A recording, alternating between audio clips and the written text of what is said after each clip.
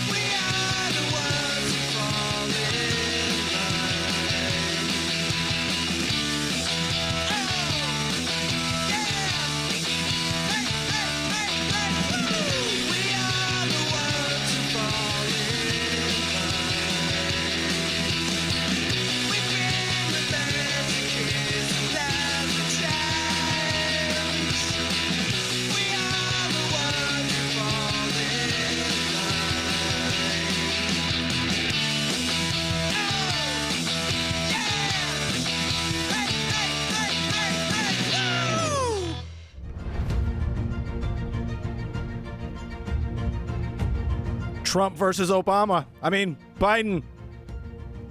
Kim Foxx versus that O'Brien guy. And the fair tax. This is Election Night with the Ben Joravsky Show. And now your host, Ben Joravsky. I have not left this microphone. I've just been sitting here calculating what Biden needs to do to win, losing my mind. Maya has not left her microphone. If you recall, Maya was on the regular show about 4 hours ago. It seems like 10 hours ago. She's been steadily drinking ever since. Just kidding. She hasn't been really drinking. And so she's going to join me for the first. Have I not been, though? Oh, that'll be Maya's secret. Secret. All right, I wish I were drunk because you know what? This is an exact repeat of 2016. Oh my God! It just seems to be rolling downhill. I don't know why the Democratic Party continues to run these milquetoast candidates, lose, and then run some more milquetoast candidates. Because the conventional wisdom has been unchanged since 1972. The only way to win is run a centrist and then just want the lefties to join it's aboard. the only way to lose. It's a great way to lose. They just keep losing. All right. Before we get too fatalistic for the Democratic fans out there, and I got a feeling most of the people listening to this are Democratic fans. Before we get too fatalistic, let's just point out that Donald John Trump has not won re-election yet. Okay. The polls have just closed throughout the eastern states. And so it's not over yet, although Maya and I are drinking from. I'll be honest, Maya. I was hoping at this time that the polls would be showing, oh my God, Florida, what a decisive victory for Joey B. And it's exactly the same. So we know where things are coming down. All right, let me run this by you, Maya. This is the situation. I'll be repeating this all night. 538 total electoral votes. Remember, the popular vote doesn't matter in our crazy system. To win, you got to get 270. Last time Trump got 306, Hillary got 232. That means Biden needs to flip 38. 38. And he's the president. Well, you know what? He could, if he flips Texas, that's 38 votes right there. Yes. So Texas is Big Daddy, and we'll be talking about that later. David Ferris will be coming on. Texas, it's still early there in terms of 65% of the votes have been reported, and it's neck and neck there right now. Yeah, and I have no idea where the votes are and where the votes are. All right, Maya, help me out. You know a little bit about Florida, don't you? You've been to Florida. Yeah, oh yeah, I know a thing or two about Florida. Right now, Trump is up in Florida. I get a sneaking suspicion he's going to win in Florida. The New York Times is sort of projecting it, although they don't come right out and say it. So Florida is one of my states. 29 electoral votes. You flip that. That's a big step in the right direction for Biden. And if there was an early flip, we'd be jubilant. What is it about Florida? He did a horrible job connecting with conservative Florida Latinos. Biden really did a horrible job with that. And unlike the kind of stereotype of the Latino voter, Florida has basically a very, very diverse Latino population, a huge base of conservative voters who are, Cuban and Venezuelan, and who kind of ended up in this country because of problems they faced in their home countries with leftist governments. So it's a very kind of right-leaning group because of various historical reasons. And there's a lot of older voters as well. And basically Biden, I think the Biden team's strategy was just weak with connecting with that demographic. And then on the other side, like places like Nevada, where a huge part of the Latino vote went to, that's where Bernie Sanders was doing so well. And there, the Biden people, I think, probably messed up in terms of, just pegging those folks as super left and really not doing much to connect with their concerns, with the issues. So I'll be actually curious to see which, if any, Latino vote Biden did well with. And probably it's going to be, places on the East Coast. Well, let's go back to Florida for a moment, because listening to what you were saying, it makes a lot of sense. And in this, we can realize how difficult a challenge it is. Because think about it. You start off by saying the Democrats run the same old, centrist candidates who don't ignite their base. And then you pointed out that Biden didn't connect with a more conservative group of Latino voters in Florida, many of whom are Cuban American and anti-communist, and their worldview is clearly colored by the experiences either they or their parents, uncles or aunts, etc., had with Castro in Cuba. So how could he do both? If he goes too far left to pick up voters, populist voters, if you will, people who would be attracted to that kind of leftist appeal, he'll lose those Latino voters that are so crucial. You can't sit on two chairs at once. You can't. And you just have to pick a side and put, everything you've got into it. That's what the people do on the right. That's exactly what Trump did. He picked a side, and he just, the gambit was that there was more people who would be attracted to that. And so he was pandering to the extreme right the whole time. And turns out there's like plenty of people who are ready to get on board with something that feels definitive. you know? Whereas like, the Democrats are continuing to think that like there's this magical world of suburban moderates, people who are just like really don't know until the last minute who they're going to vote for. And they're just preoccupied with like decency and moderation. And it's like, no, I mean, people like that are definitely in the minority, not just in this country, probably in any society. So I just feel like there's this imaginary world of like reasonable people out there that Democrats keep throwing their candidates at. And what we're seeing more and more is that people are willing to go with anyone who seems to have a position on things. And the Democrats are really missing an opportunity to present some real viable alternatives. Well, I think your analysis is looking pretty good in Florida right now. I'm not certain. I'm still trying to remember how it was that Obama won Florida in 2008.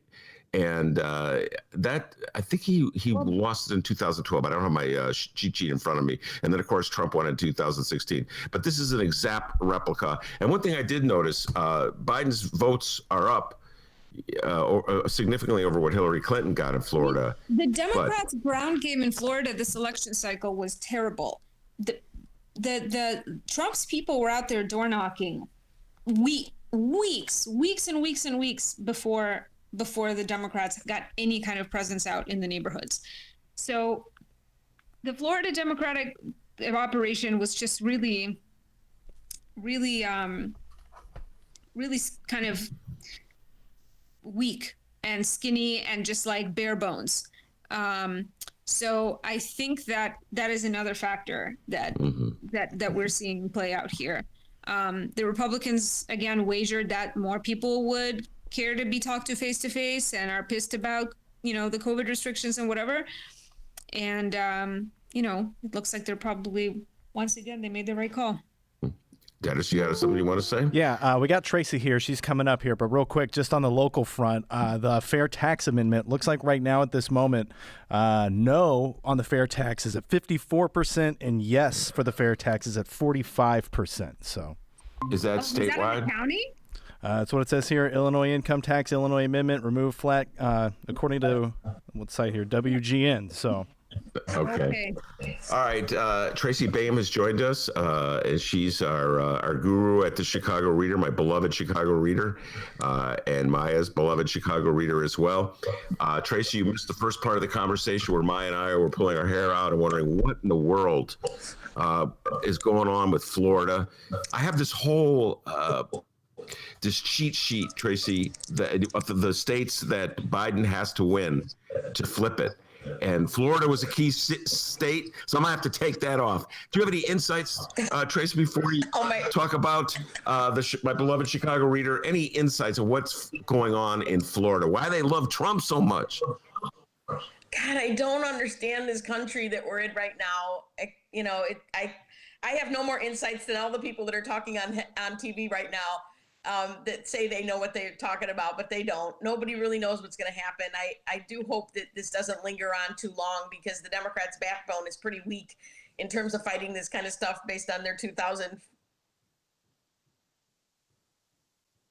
non-fight Florida. So I'm hoping that it's far more determinative quickly. And that Michigan, Wisconsin, and Pennsylvania, there's a shot at because Florida's too tricky. It's screwed us before. Yes, it has. It screwed us in 2000, and in 2016, it was worthless. And I guess I was just drinking the Kool-Aid, Tracy, that I even had it. It's one of my states. You mentioned Michigan, Pennsylvania, Wisconsin. I'm so desperate. 2 congressional districts, one in Nebraska, one in Maine, Arizona, Florida, Georgia, North Carolina, Texas, Florida. I think I'm going to have to strike Florida off of the list. And part of the reason why it's so important, and this gets into what I want you to discuss about our the Reader, part of the reason I asked you to come on. The local news situation. Yes. It's the local news situation. It's playing a role. A deteriorating local news ecosystem plays a role in this. I 100% agree.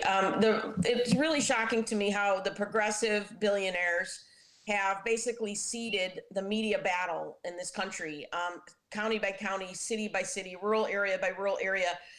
We have been telling them for 25, 30 years how important radio and local community-based media is to fighting, well, first of all, we know with Trump fighting the disinformation campaigns, but also just fighting the local corruption, the elected officials and watching them on a local level. And I think this election shows that entities like Sinclair and these fake sites that have been, the New York Times had a big investigation, I think it was, that showed, thousands of basically fake sites where you can buy your own media are dominating on a local level. And either people are believing it all or they're tuning all of us out equally because they don't have time to separate the truth from the absolute lies that Sinclair and Trump and others are perpetrating. Whatever happens in this election, we have to continue this message that local media has to be saved. Local media that has actual journalists and actual editors doing this work. We're lucky in Chicago, we have a great media ecosystem, but it's teetering, as we know with the Reader, with us doing some furloughs and people taking days off. We know that almost every major media outlet in Chicago, except the Sun-Times probably, has suffered some kind of layoffs and furloughs this year. And we can't afford that in Chicago, and they certainly can't afford it downstate Illinois and other rural areas. Yeah. All right. Talk a little bit, Tracy, about the situation at the Reader. Maya and I had a smaller discussion about it at the first part of the show about 2:00 this afternoon. But give folks the update on the situation at the Reader and what they could do to help if they want to help, because our voice is an important voice for progressive politics or lefty politics, whatever you want to call it. So go ahead. So when we took over about 2 years ago as a newly independent Reader, we knew that at some point the owners that saved it were going to run out of the ramp. They weren't going to endlessly fund it. And so about a year ago, we started the process to convert to nonprofit news. We were relatively on track. It wasn't an easy path forward, but we were relatively on track in terms of removing ourselves from that support network by the end of this year. And when COVID hit, we pivoted as much as we could, as quick as we could, to find new revenue streams, put out new projects. You and Maya both have books coming out later this fall. Anything we could to raise money. We did get PPP. So we held off any layoffs, furloughs, any days off until this point. But we're near the end of owner support, and we are just this week launching the nonprofit part of the Reader. Ironically, because of PPP, we can't fully get to nonprofit status as quickly as we'd like because we can't convert that loan to be forgiven and also convert it to the nonprofit at the same time. We have to wait many months for the SBA to hopefully forgive that loan before the for-profit can shut down. But we have launched the nonprofit. Within the next week or two, donations to the Reader will be converted over to the nonprofit so that people that are looking to do it as a tax-deductible donation can do so. Now, that doesn't affect usually your typical $10 a month donor. But what that means is when we go to a middle class or upper middle class or wealthy donors, we're not asking them to give money to a for-profit, which is weird, right? A lot of them don't do it. Some foundations will, but most individual people won't. Now we're going to be able to ask them to do this to a true nonprofit. And so we just needed more ramp time, and we ran out of the ramp because COVID diverted us by 8 months to our plan. What we're trying to do right now is flatten our just leaking of expenses, primarily tied to staffing. That's the bulk of our costs now. We went to a biweekly print run to save money on print costs and delivery, but there's not really much else we can do except try to diminish the outlay of money every 2 weeks while we convert to this nonprofit, while we look to a donor-supported network to work. So it's really to buy us time. We know that the vast majority of our advertisers, which we lost in March, are not coming back this winter. They're music venues, theater companies, dance companies, et cetera. We're trying to find other kinds of revenue from other advertisers, but really with the economic devastation happening with business community, we are the 80-90% of advertising we lost. At the same time, we're pivoting to nonprofit. So it's really a tricky mix. And I really, really appreciate the staff doing what they can. Some people could and some people couldn't. Some people have done a lot and some people can't. And we're trying to make it as flexible as possible and not do it one size fits all like a lot of companies are doing. We're trying to say, you know what, if we don't want anybody to be homeless, we don't want anybody to be without insurance. We want to figure out a path forward to get through the next 3 to 6 months while we pivot on as much different kinds of revenue as we can. Yeah.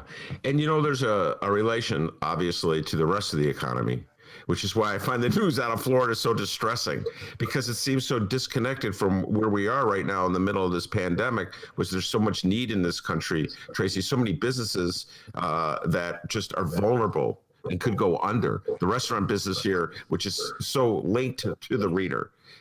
For so many years, we get so much of our ad revenue from the restaurant business. The restaurant industry in Chicago and Illinois is really in bad shape because of the pandemic. And you would think that a sign from Washington of more assistance just to help everybody stay afloat would be a motivating factor to get people to vote against Trump, because he's done nothing on this front since that first go around, Tracy. And that's part of why I find it so frustrating. Take it away. Well, Maya said it at the start of this. The problem is that starting with Ronald Reagan, we have de-emphasized education in this country. People have voted against their own interest based on social issues for decades. The Republicans have been able to pull the wool over literally on the working class and the lower middle class. They have literally diverted their attention to other shiny objects while they steal from them. They never bring back the jobs they say they're going to bring back. They never actually do anything they said they're going to do. And this time around, Trump didn't even bother to say anything that he was going to do, because it's always been a lie. And he got away with it. He didn't even make any promises. Yeah, empty promises. He didn't even bother to do promises. We've dumbed down this country to the point where they've made it a race war and a class war. And meanwhile, working class whites have far more in common with people of color, LGBTQ people, and women than they do with Donald Trump and his class. It's just the epitome of Reagan realized, and now the Republicans can't even control it.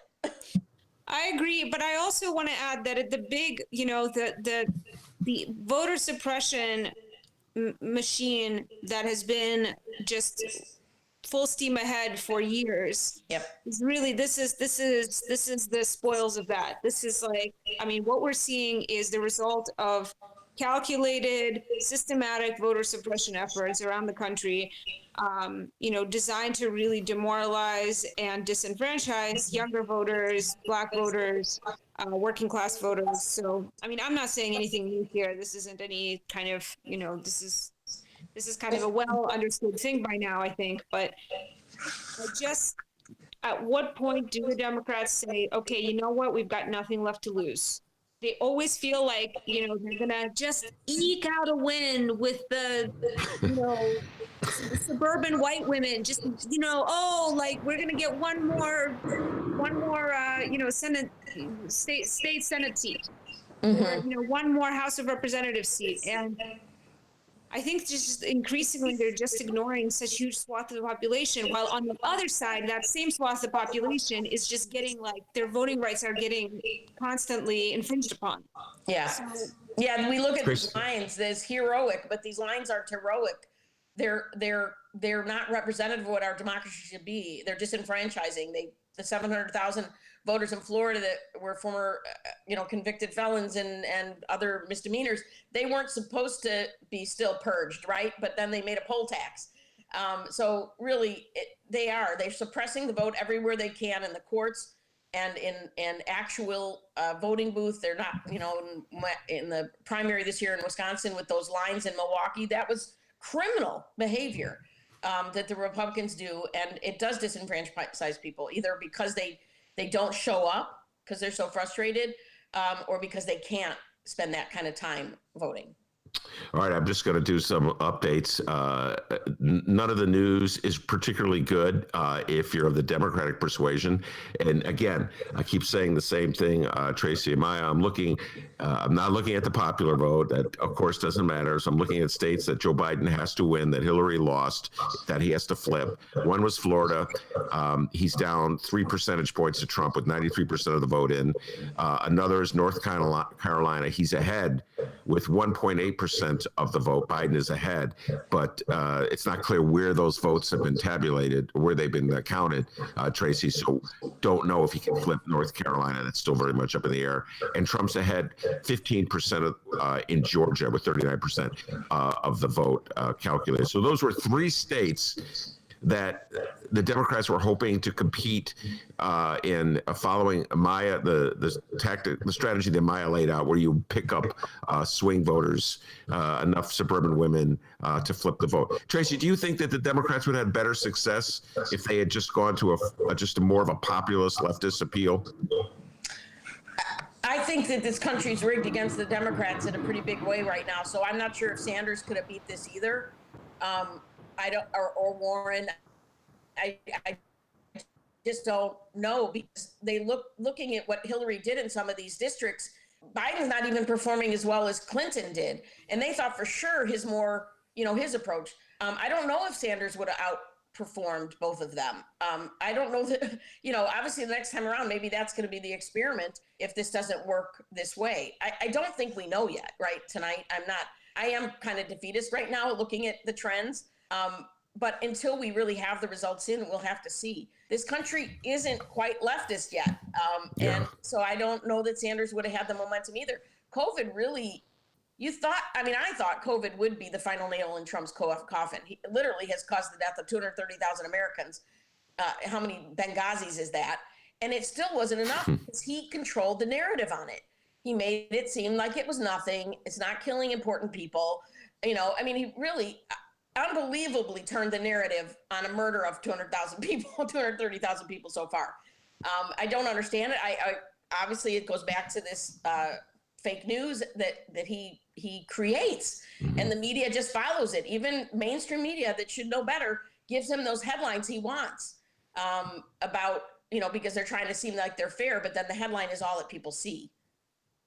Yeah, no, and by the way, just one more time, not to be fatalistic, like Tracy said, these are just the states that I was emphasizing are the ones that I was hoping. See, I was hoping, Tracy, that at this stage, that old strategy that Maya laid out would have worked, and all these swing voters in suburban districts in Florida had flipped, and Trump was down in Florida, and it was like the first step toward that electoral college victory. So all we're doing is taking off states that were like eligible flippable states. Do you follow what I'm saying? So we could be singing a whole different song a week ago about the genius of the Biden campaign and the brilliance, their insight, the way they cultivated those votes. And Maya will be singing a whole different song. No, she won't. I know Maya. She will not be singing a different song.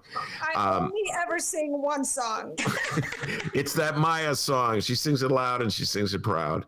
Maya, do you think a Sanders this year or even in 4 years could do it? Well, in 4 years, I'm afraid our man Bernie is just going to be. I don't know. It's a little, that's not great. Whoever it is, though. Look, I think that it's just we're never going to know until we try, and I feel like if the Democrats put their money actually behind Sanders in conjunction with all of the grassroots support he has, it's possible. If there's a good ground game, it's possible. It's possible to make a dent in this, I think. If they organize, if they help people get to the polls, if they help people actually access the vote. This has been an impressive election on that front. In 4 years, Ocasio-Cortez is going to be 35. We're in a cult of personality type country.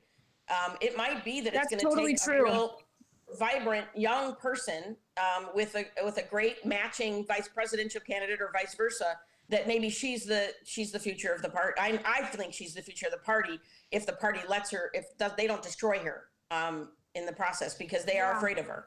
Yeah, I think you're right. Well, this is one thing about Democrats when it comes to the left. And by the way, we're going to have a whole bunch of lefties coming on the show to defend their point of view. Stacey Davis Gates is coming on the show. State Senator Robert Peters is coming on the show. And so a lot of lefties will be coming on to defend. David Ferris will be on the show. This is one of his big, his ideas about the Democrats being more aggressive. But the reality is this, Tracy, if they are going to, Alexandria Ocasio-Cortez is going to be the next force in the Democratic Party. And Bernie, his best days are behind him. I love him dearly. I voted for him twice, but obviously he's not the future. The Democrats are not going to, can't run away from the counterattack that they're going to get from Republicans. Do you follow what I'm saying? Like in the debate, if you recall, when Trump said socialized medicine, Joe Biden would shake his head and go, no, it's not socialized. Like they're afraid. They're afraid of the labels that the Republicans put on them. And it's like your point. Trump doesn't care what you say about him. You know, he doesn't care.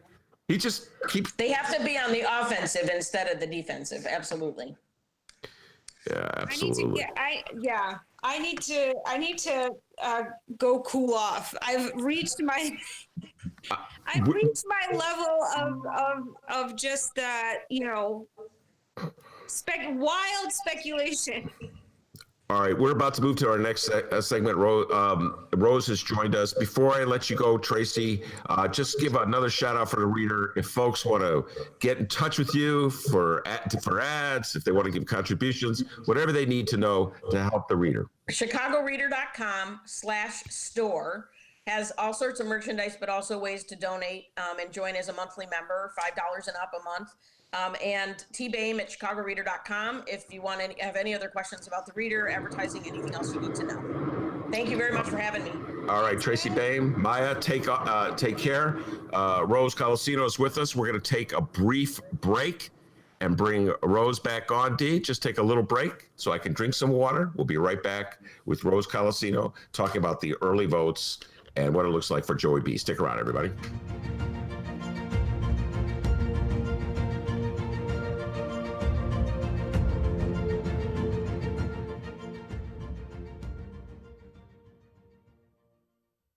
Of course, he's a big bully. Our senator brought him down to size. I said no way when Trump tried to kick more than 500,000 people off health insurance. I fought back when he played games with protective gear and pandemic relief for Illinois. And I stopped Donald Trump from cutting funding for medical research. I'm Dick Durbin. My job is to stand up for you. That's why I approve this message. Dick Durbin, a senator for times like these. I'm Jim Oberweis, and I approve this message. Lauren Underwood was asked if she condemns rioting twice. Congresswoman, you have not condemned rioting. You have failed to condemn rioting. Her response? With respect to rioting and looting, I think that we have seen many instances of beautiful protest. Riots are not beautiful. They're ugly. Vote against rioters and anyone who enables them. Vote against Lauren Underwood.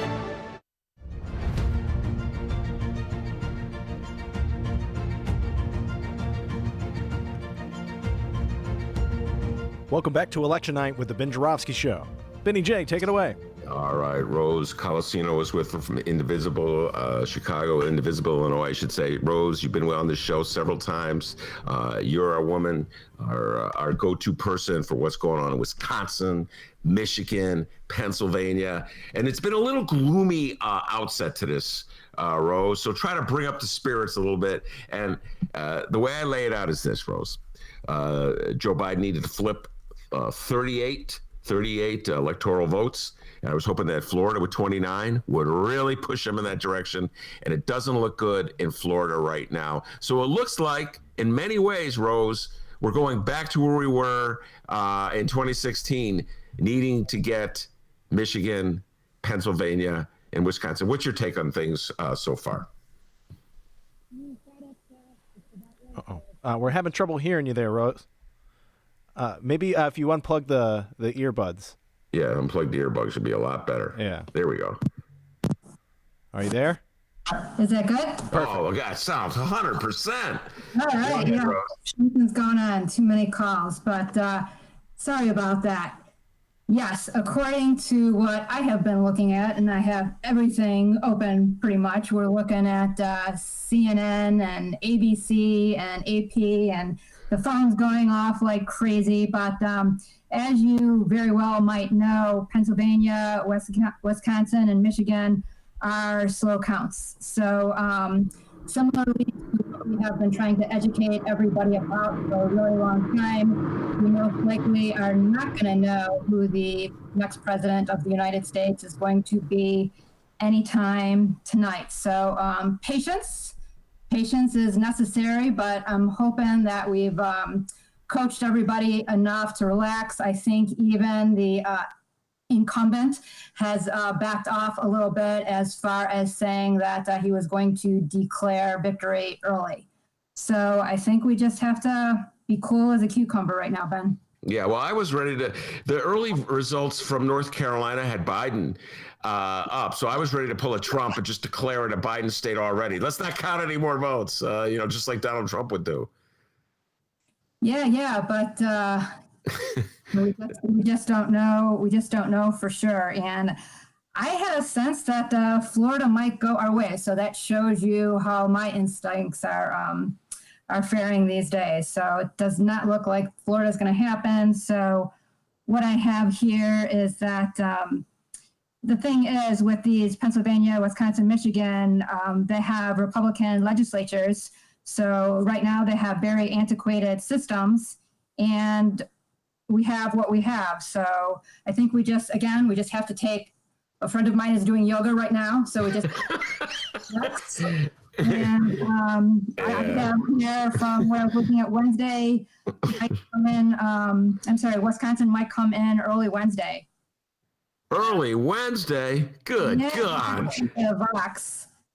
If Biden flips must-win states for Trump, Florida's out of the contention, but like you said, North Carolina, same would hold true if he scores surprising wins in some of his reach states like Georgia, Ohio, or Texas. So I've been trying to keep track of all the maps, but things are flipping quickly, it looks like. Well, we'll be going through the map in a little while with David Ferris. Texas is huge. If he flips Texas, he has the 38. That's 38 electoral votes right there. That gives him the election. So Texas is absolutely huge. I never put, I don't know, maybe I'm just too pessimistic. I never thought he was going to get Texas. I just thought that was a reach. I thought the demographic changes that have to occur in Texas are like 4 years off, Rose, if you follow me. Like, I always tease that hipsters from California should move to Texas right now. There's really no difference if you live in Austin or if you live in San Francisco. Just move to Texas right now. And actually, that's been happening. After I made that joke, some demographers came on and go, "No, Ben, this is actually going on." But so that may benefit the Democrats in 2024. But I just don't know if it's going to help them tonight. Talk about what you've done in the big two states. I know Wisconsin and Michigan you've been very active in. Let's start with Wisconsin. What's your sense of how the Democrats are better this time around than they were in 2016? I think we played a really great ground game, and by we most definitely giving a lot of credit to Wisconsin Democrats and Ben Wickler. I think the party there needed a little bit of a jump start, like perhaps in other parts of the country. And essentially what happened, we were out there canvassing. Now is a time, at least a little bit, for reflection. And we were going back and forth, indivisibles, and we were canvassing. So in Wisconsin, we canvassed in 2018. We thought we could get a couple of people. And I was just looking through some pictures. We had 40 people in Wisconsin in 2018 August. So I think we knew then that we had to start early. And then once the pandemic hit in March, it seems like eons ago, we switched to a phone bank strategy. And I know that a lot of different groups of Indivisible have made tons of calls. And a woman by the name of Heba Muhammad, she actually was hired by Wisconsin Democrats to be the out-of-state coordinator because there were so many of us from Illinois that wanted to help. And I think most definitely it made a difference. The issue, though, just trying to look a little bit forward now, is that we have to keep up that momentum. I think my opinion, Democrats were real active around the time of the elections, but the smart organizers that I talked to from Wisconsin Dem said the Republicans are there year round.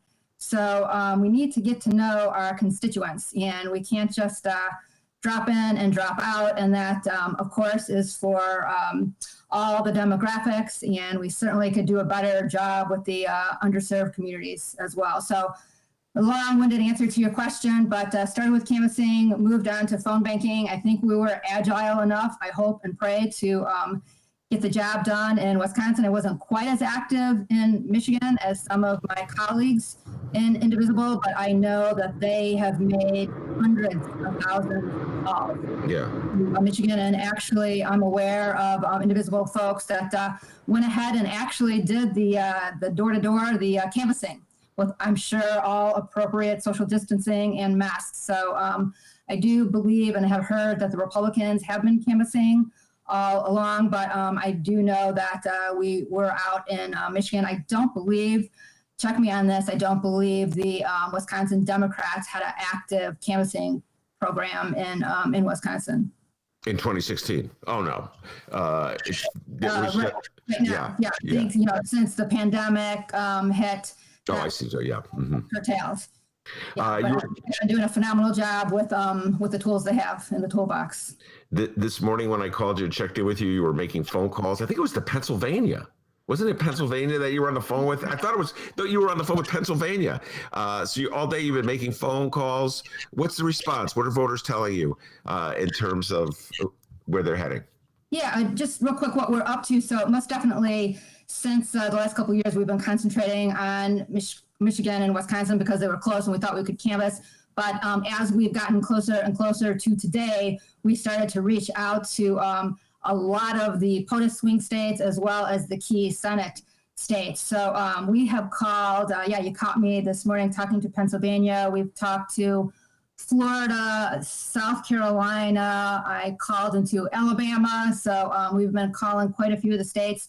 And Pennsylvania, I have to say they were a little friendlier this time around than last time. I can imagine how sick and tired they are of all of these phone calls. But I've got to tell you, one sad call, I called a woman and, people are so raw right now. Their emotions are so raw. And she said, you people, you keep calling me. And the gentleman that I was trying to reach, she said, he's in the hospital dying of COVID.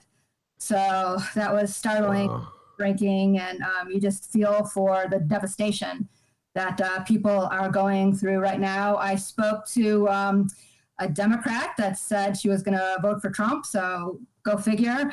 I spoke to a gentleman that said he's going to vote for the guy that's going to build the wall, so I kind of have an assumption of who that's going to be.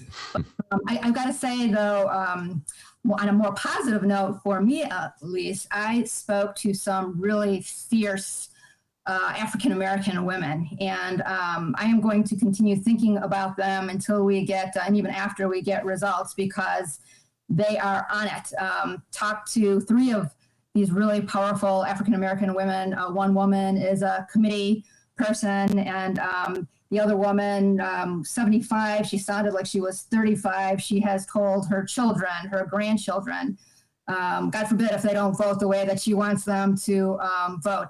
And all of these women, you can just imagine. One of the women was telling me that she's been through this. I spoke to a woman that was 82, and she's been through this, and they've fought these fights before, and she can't believe that she has to do it again. But, here we are. So, yeah, I just hope that, we get the results that we want. Now, when you study the way the results are coming in from these states, what's your sense of how long we'll know about before Pennsylvania is final? You and I talked a lot about this, Rose, that Democrats are very concerned that Donald Trump will pull a fast one. And if he has a sense that he's winning early, try to push for an end to the vote. I'm a little skeptical that he could pull that off and actually succeed at that. In fact, he may, for his own purposes, have to flip his rhetoric on that. But how does Pennsylvania, Wisconsin, Michigan work in terms of when the vote comes in and how soon before we can declare someone a victor? Yeah, so let me start with Pennsylvania, and the explanation starts with slow going, so that kind of encapsulates everything for you. So in Pennsylvania, we're expecting absentee about 50%. They did begin processing at 7 a.m., so everybody, it's so confusing because all the different states have different rules and regulations, but they did start processing, not counting. There's an important distinction there at 7 a.m. this morning. They're telling me not enough time for the county to finish today, and some places won't try until today is over. So that's some counties, perhaps I might say Republican counties, so they might not start until tomorrow morning. Let's see what else. Most mail-in ballots, let's see, election officials say majority will be counted by Friday. So that's incredibly hopeful for getting immediate results. And also don't rule out waiting until later. And here, this might really throw you. We'll know by November 23rd the counties to stop counting. So this isn't my analysis. This is the very esteemed 538. And November 23rd, that's Pennsylvania? Well, before Thanksgiving, yeah. Okay. And then one last thing I want to share, and I think this is common. Election day results will probably skew Republican. No big surprise there. And that will be election night results. Absentee ballots will be blue. Yeah. So there's the fight right there, Rose. Yeah. And then Wisconsin, I have some info, in Michigan too, if you're. All right. Yeah. But before we get to them, I'm just going to zero in. I know what we'll be talking about this show for the next 2 weeks. I know how this show works. That's the fight right there that you just laid out. The efforts by the Republicans will be absolutely attempting to sabotage that vote count in Pennsylvania any way they can, because their sense is they'll be at when the TV cameras turn off tonight, they'll be ahead. That's that was my takeaway from what you just said. So we really even shouldn't put too much stock in the early results from Pennsylvania. Is that what you're saying, Rose? Most definitely. And I think that's a common thread through all of these key states, Wisconsin, Michigan, Pennsylvania. I mean, I was just thinking some of the folks I spoke with in Pennsylvania. I know in Wisconsin it's tough because they have to get a witness and everything, but in Pennsylvania they had the secrecy sleeve. Did you hear about that? So there were 2 envelopes. So you had to take the ballot and you had to stuff that into another envelope. So a lot of these rules, I think, are really voter suppression and just made to confuse the heck out of people. Yeah. So yeah, I know. How the results are going to come in, it's just going to make it a little tricky. And have to get a witness. Explain that one again. That's in the Wisconsin. Yes, I do know. I've got to say. So I know Illinois law well. I'm not an attorney, but I've been an Illinois person for Indivisible for a while, and then I was on the hotline in Wisconsin, so I got to know Wisconsin law well. So with Wisconsin, they have to have a witness signature, and I don't know if you remember back in April, you and I were speaking then, Ben, but it went from the Wisconsin Supreme Court to the U.S. Supreme Court. It was like, oh boy, howdy, back and forth, but yes, it has not changed. So despite COVID-19, you had senior citizens, you had people with disabilities needing to get a witness signature. I think versus how things were done in the spring, they did allow some virtual witnessing, which was different than the spring, but still really a hardship. Again, voter suppression, especially for a state like Wisconsin that used to be blue, to have to get witness signatures. Kind of ridiculous. Yeah, no, that was amazing. We had someone, who was it? I forget, from Wisconsin was on the show, and she was explaining the bizarre nature. And like people had to look in through the window to witness because they couldn't be in the same room. Some really strange, peculiar laws when it comes to voting by mail, voting absentee. You're right, and it does contribute to an overall suppression. Although I am still optimistic about Wisconsin. I'm just going to tell you this right now, Rose. I'm optimistic about Wisconsin. I don't know when these votes will be counted, so I'm not certain I will proclaim Wisconsin will move from Trump to Biden, but I'm still optimistic about him. Talk about Michigan. This is a state, a freaky state, with a prominent militia movement, underground militia movement, not that underground anymore. I mean, they threatened to kidnap the governor. So Michigan is a very volatile state. Talk about the vote counting process in Michigan. Yeah, so what my sources are telling me, and I'm sorry I don't have better news for you, Ben, but it's going to take a few days. The earliest absentee ballots can be processed is not enough time to count them all by election night. And the Secretary of State, as you know, is a Democrat. She estimates that it could take until Friday, November the 6th. So we're doing a little better than the 20 in Pennsylvania, but still a little slow going, a little slower than we as Americans are used to. And margins will probably shift toward Democrat in the days after the 3rd, as again, same old story, mail votes are added to the results. Yeah, margins will shift to the Democrats. These are just the votes that are being counted as the mail-in votes that are coming in, and that's where the game will be played. I was really hoping, Rose, we could avoid this by winning Florida. Okay, you know what I'm saying? Okay, we win Florida. Who cares what Trump says? Well, I don't really care what he says anyway. It's personally me. But I was really hoping to avoid this by winning Florida. Damn you, Florida! I can't come through at all. Yes, the stress of it, the whole thing. But you know what? We've got Mark Elias. I don't know if you know that name, but he's a hero Democratic attorney. I know there's going to be a lot of GOP attorneys, and there's going to be a lot of battles in the courts. I've heard there's tons of lawsuits, I'm sure, across all of the states. But Mark Elias is somebody that I heard of years ago, and he's been fighting this battle for a really long time. He writes something, I think it's called Democracy Docket. Mm-hmm.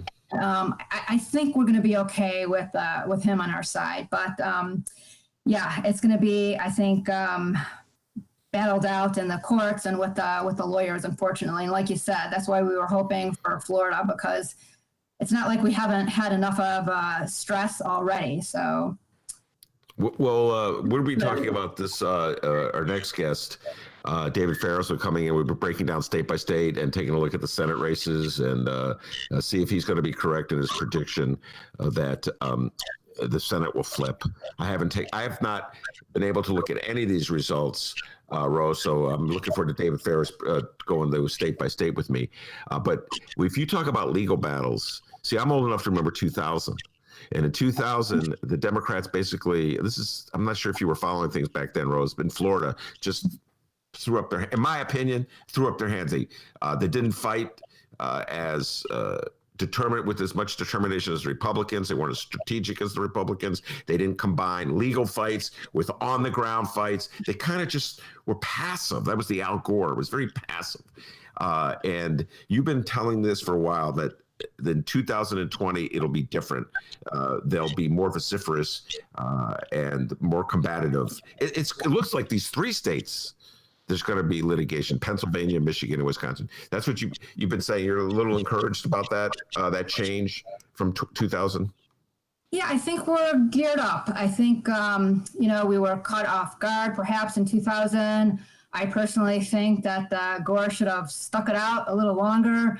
I'm hoping it doesn't go to the U.S. Supreme Court with our new justice, but I think we're more battle prepared at this point. I think I'm hoping, maybe I'm just too optimistic, but I'm hoping we learn lessons, Ben, from 2000s, and I can name some other shenanigans as well.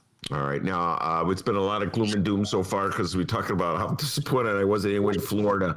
But let's close this segment, Rose, with a little good news. All right. I just saw this flash across my phone. The Democrats won the Senate seat in Colorado. They were expected to win it. John Hickenlooper. God, it seems like 50,000 years ago. He was on the debate stage. He was one of the presidents. Remember that?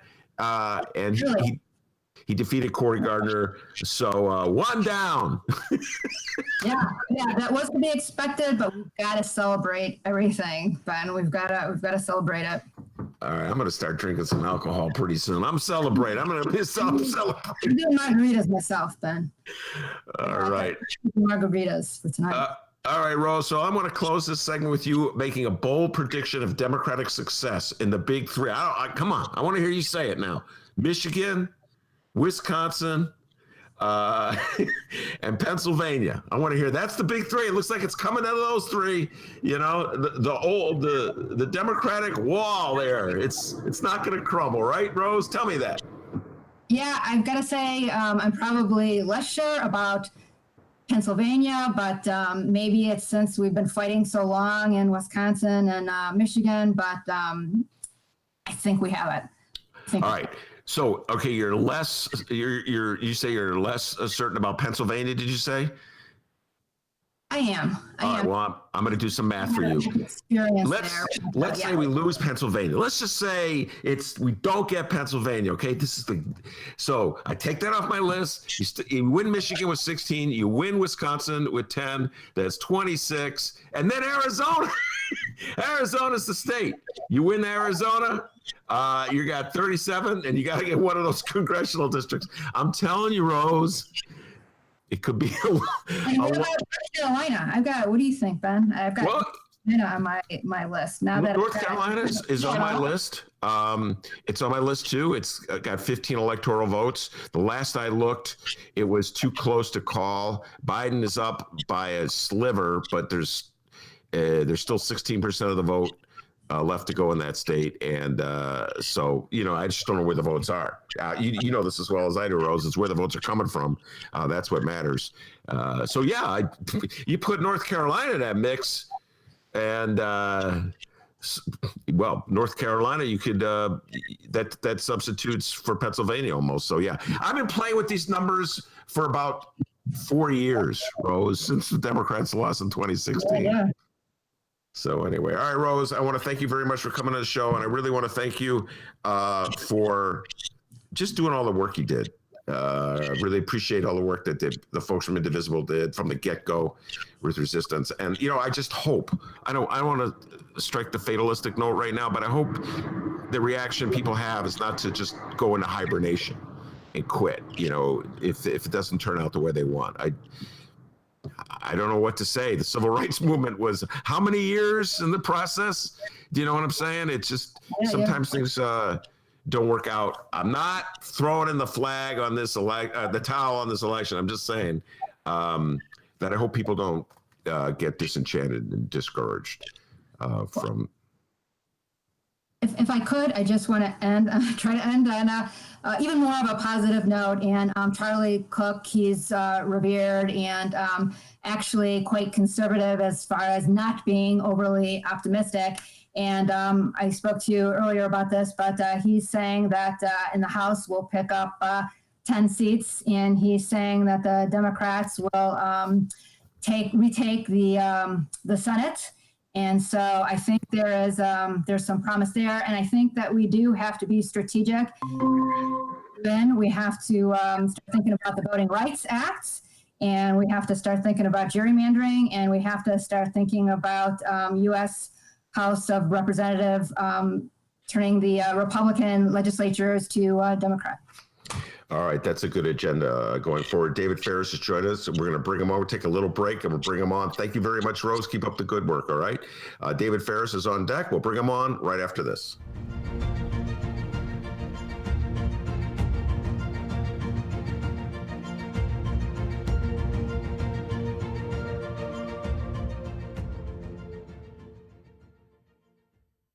Sean Caston, a scientist who built a successful company that used technology to clean up pollution, putting businesses to work fighting climate change.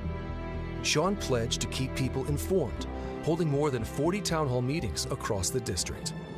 Families have been through a lot this year, and it's far from over. The way forward is to follow the science to control this pandemic and get our economy back on its feet. I'm Sean Caston, and we approve this message.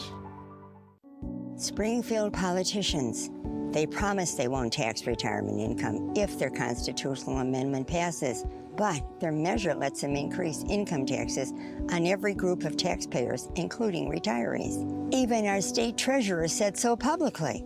The truth is, nothing in the constitutional amendment protects retirement income from being taxed. So, we could trust the politicians to be fair to taxpayers or vote no.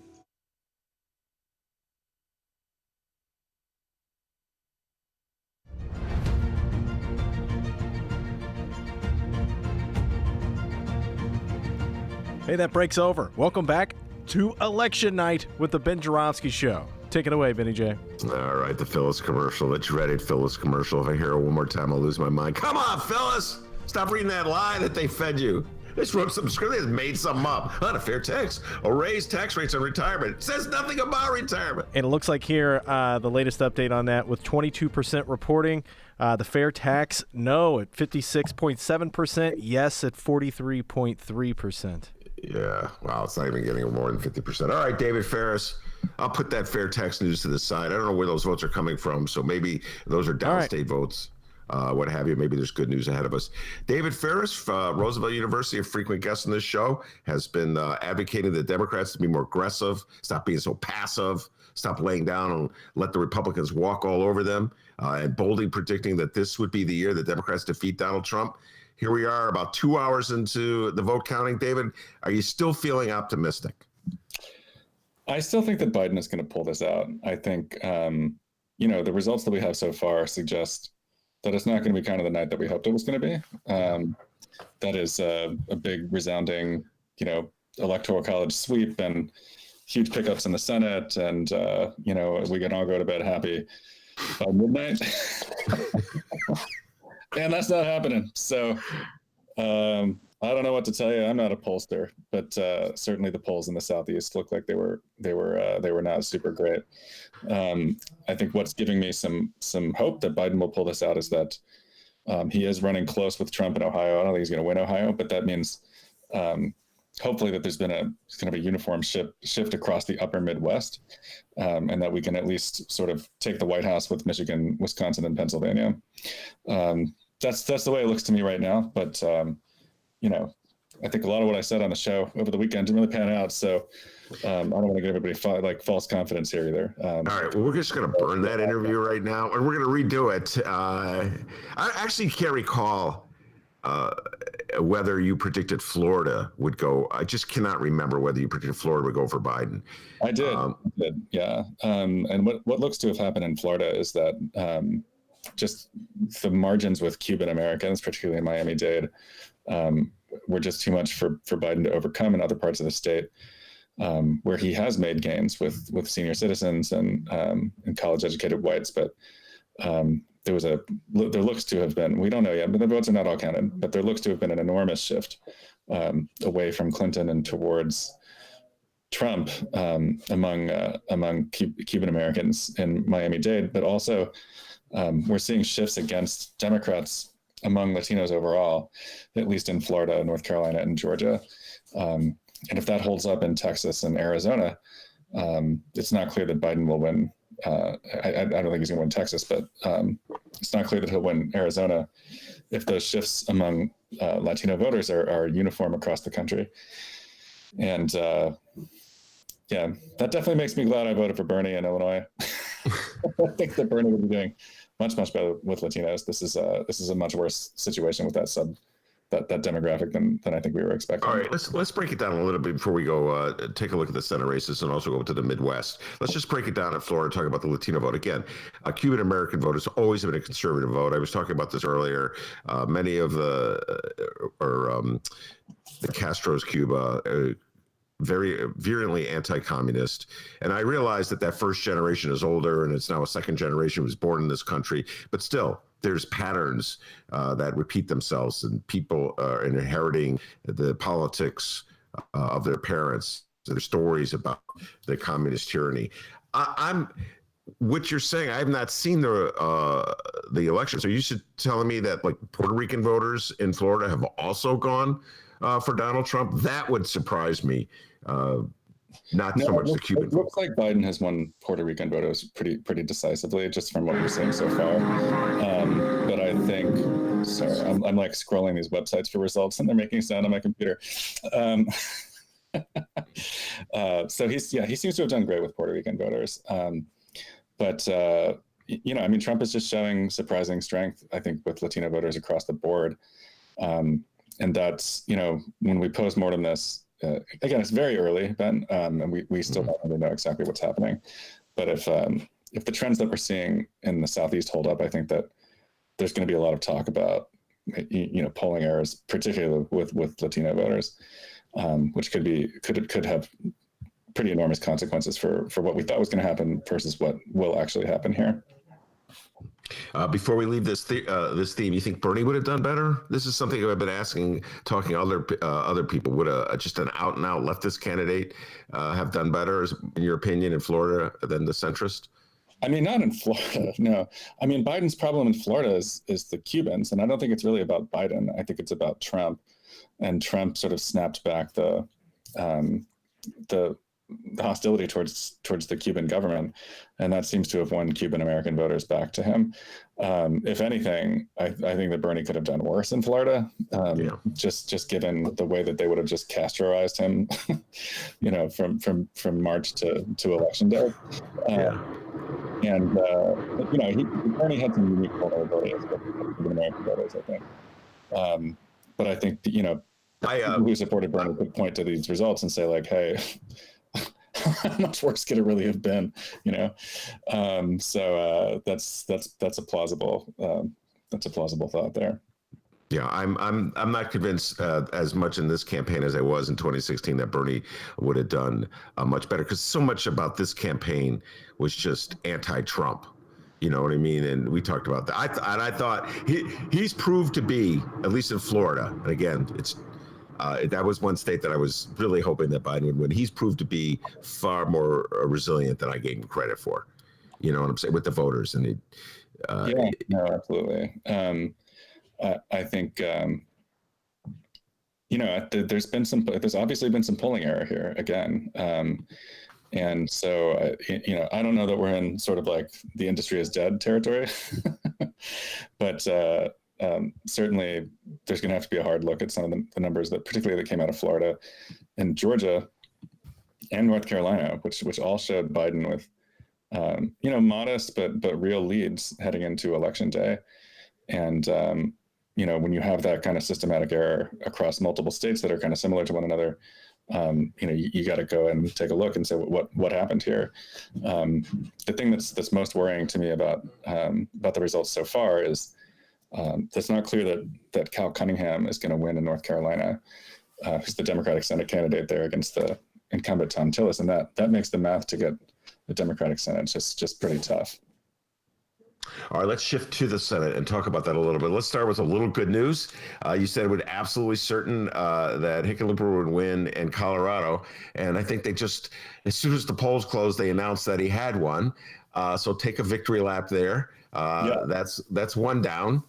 The Democrats essentially needed to win 5 to take control of the Senate. And it was 53-47 now, but I'm just assuming that Doug Jones is going to lose in Alabama. That we gave that to the Republicans automatically. Has that race come in yet? Do you know? So the Graham race, the Doug Jones and Doug Jones, so that's already been called. Okay, yeah, we knew that was coming. So they need to win 5. So this gets them down to 4. And what was the other race that you said just came in? That was any other races that were on your list that have come in yet? Sure. So the only 2 that have been called that were competitive are Hickenlooper in Colorado, and then Lindsey Graham appears to have won in South Carolina. Everything else is at the moment too close to call, and that includes North Carolina, that includes Georgia, and even Maine right now, because the Maine results are very, very early. So we still don't really know what's going to happen in these places. I think there's some level of confusion between the different forecasting models right now. Like the New York Times is very bearish, I think, on some of these races for Democrats. Or if you go over to Fox News, like weirdly, they have a different take on these things. So we needed to net 3 seats to take over the Senate. And so you got to price in the Doug Jones lost in Alabama. So we need to pick up 4. So Hickenlooper is 1, and we need 3 more. And the Cal Cunningham in North Carolina was pretty critical to that math in my mind, at least in a world where the election looks to be a bit closer than we thought it was going to be nationally. That could put some of these reach seats out of play for Democrats, like not just South Carolina, but Montana and Iowa and things like that. If if Biden is underperforming his polling nationally by, I don't know, we really don't know. This was very early on election night, but if Biden is underperforming his polling by 3 or 4 points, I think that makes it very difficult for Democrats to take back the Senate. So again, I remain hopeful that Biden will win the election, just via the Pennsylvania, Wisconsin, Michigan path. But again, certainly I think there's a lot of there's reasons to be disappointed here. And if this is what happens, if Biden wins a narrow electoral college victory and we don't take back the Senate, I think there's gonna be a lot of soul searching among Democrats for like, how could it be this close, given what's happening in this country right now? The president has no plan for anything. And there's like a raging pandemic that's killed 240,000 people. And the president doesn't care. I just think that,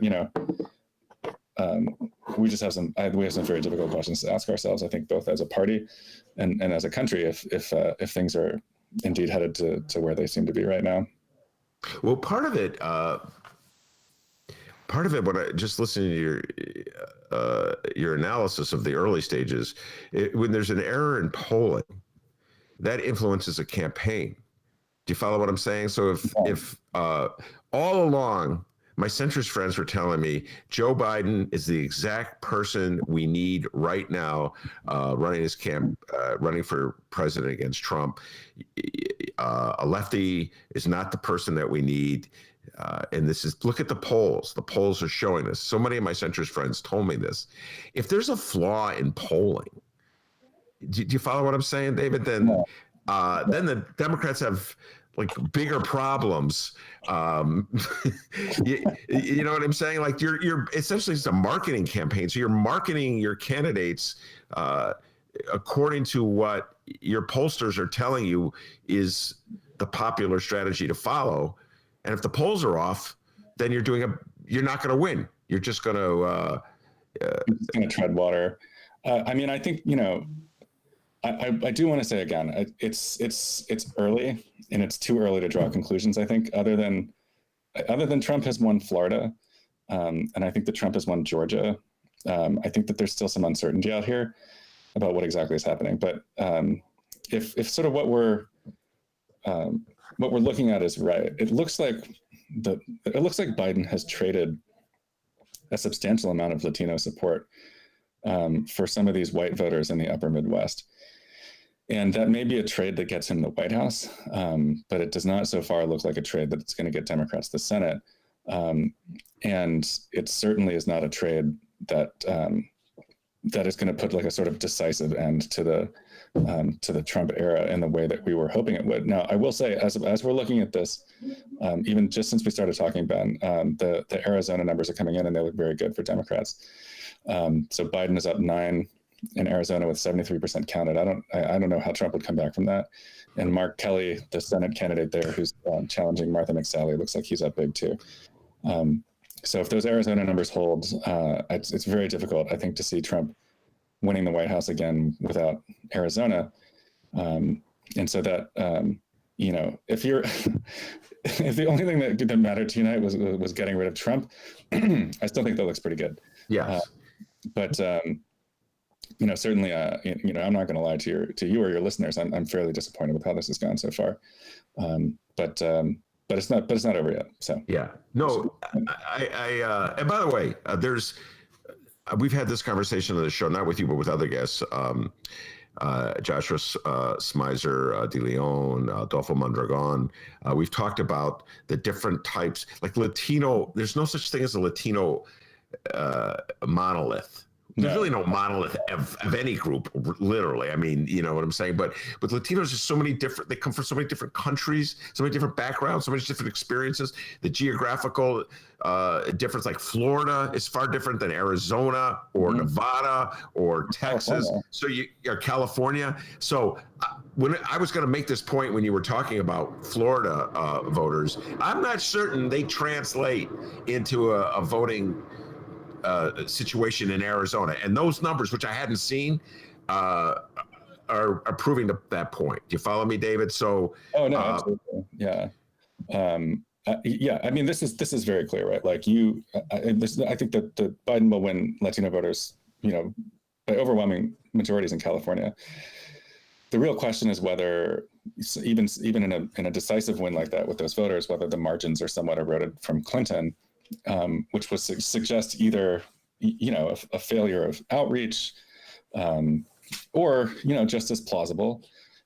This is really hard for me to wrap my brain around, but that Trump has some appeal to a larger subset of Latino voters than we thought. And that was certainly true in 2016, I think, and it may be even more so now.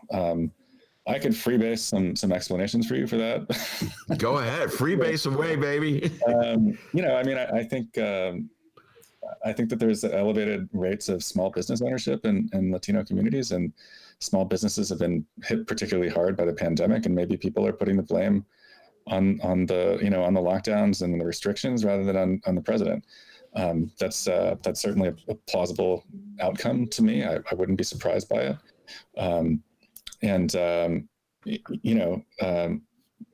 That's one thing.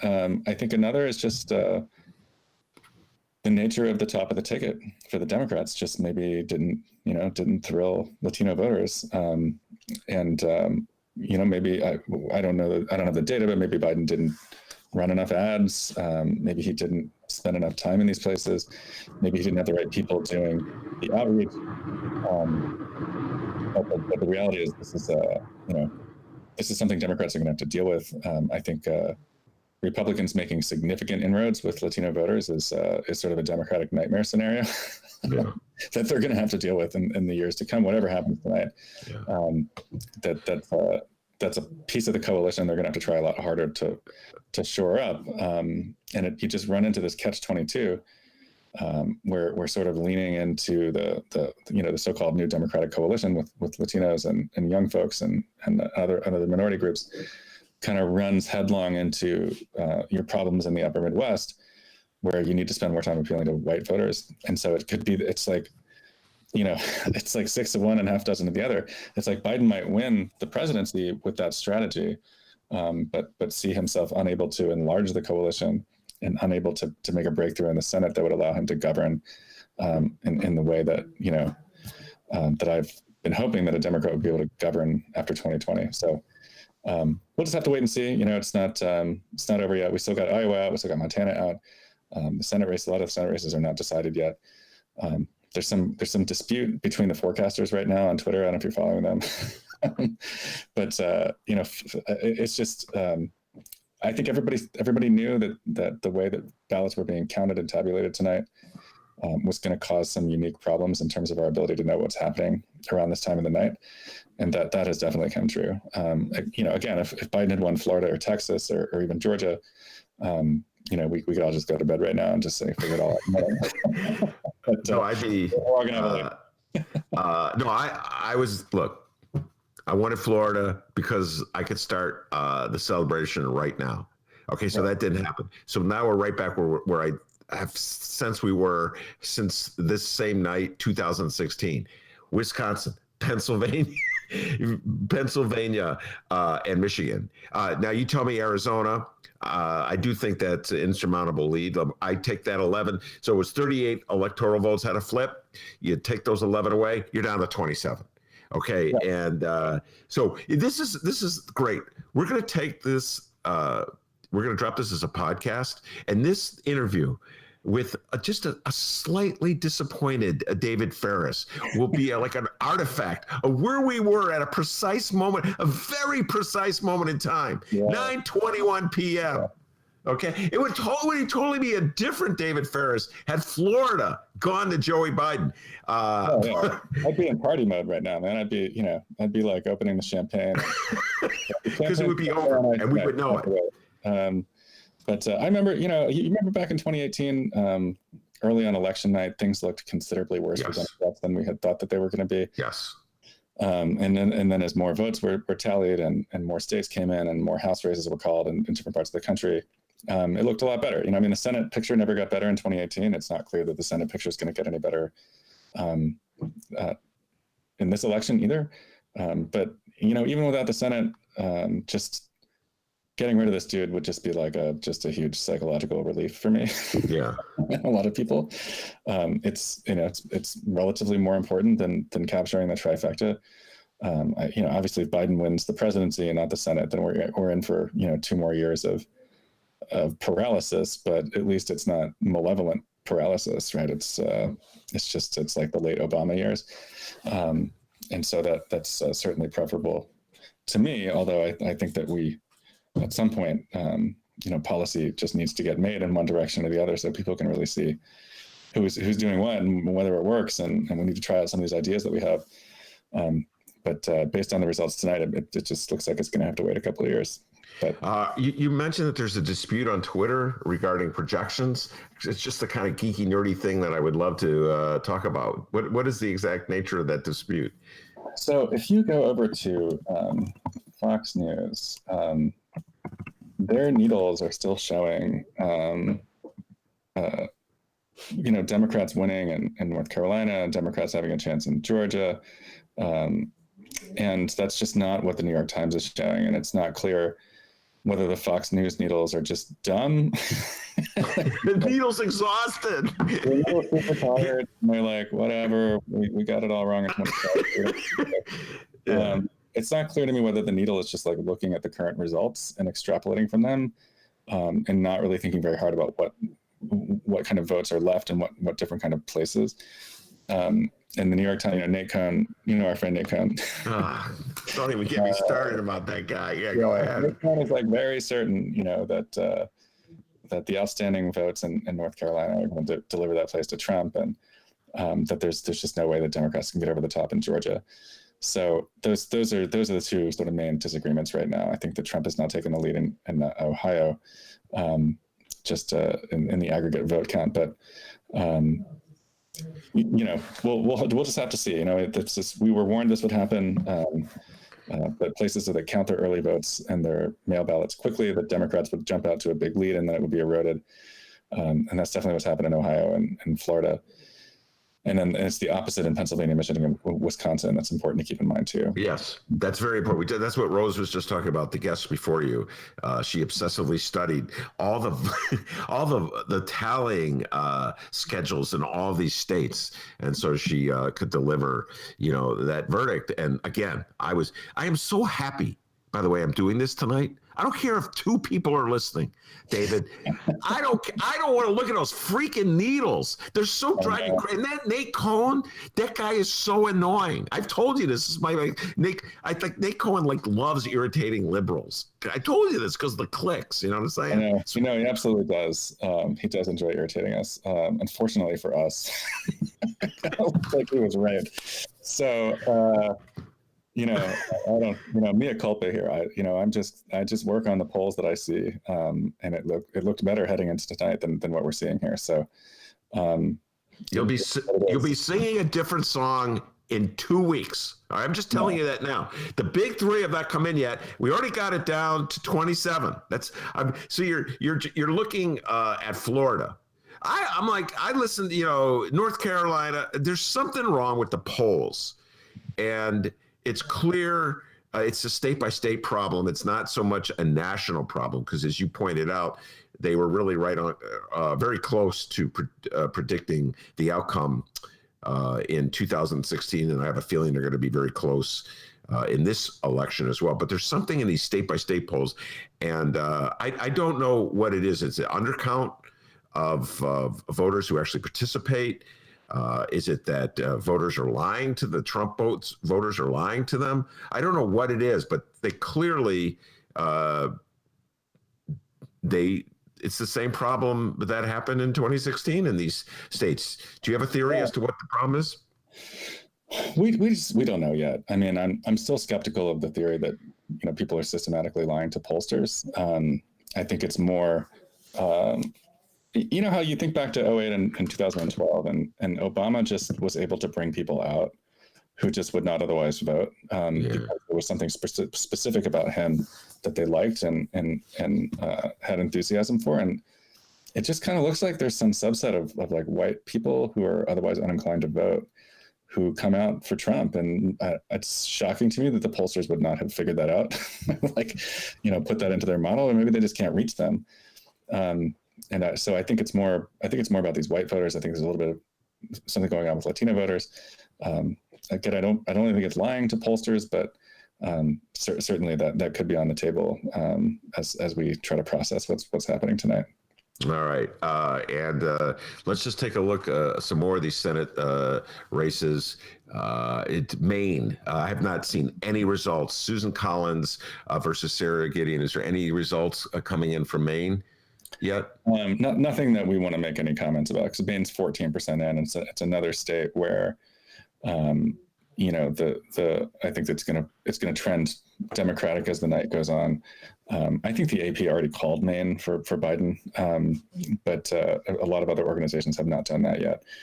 And so Collins is up in the early vote, but it's just over 10% of the ballots counted.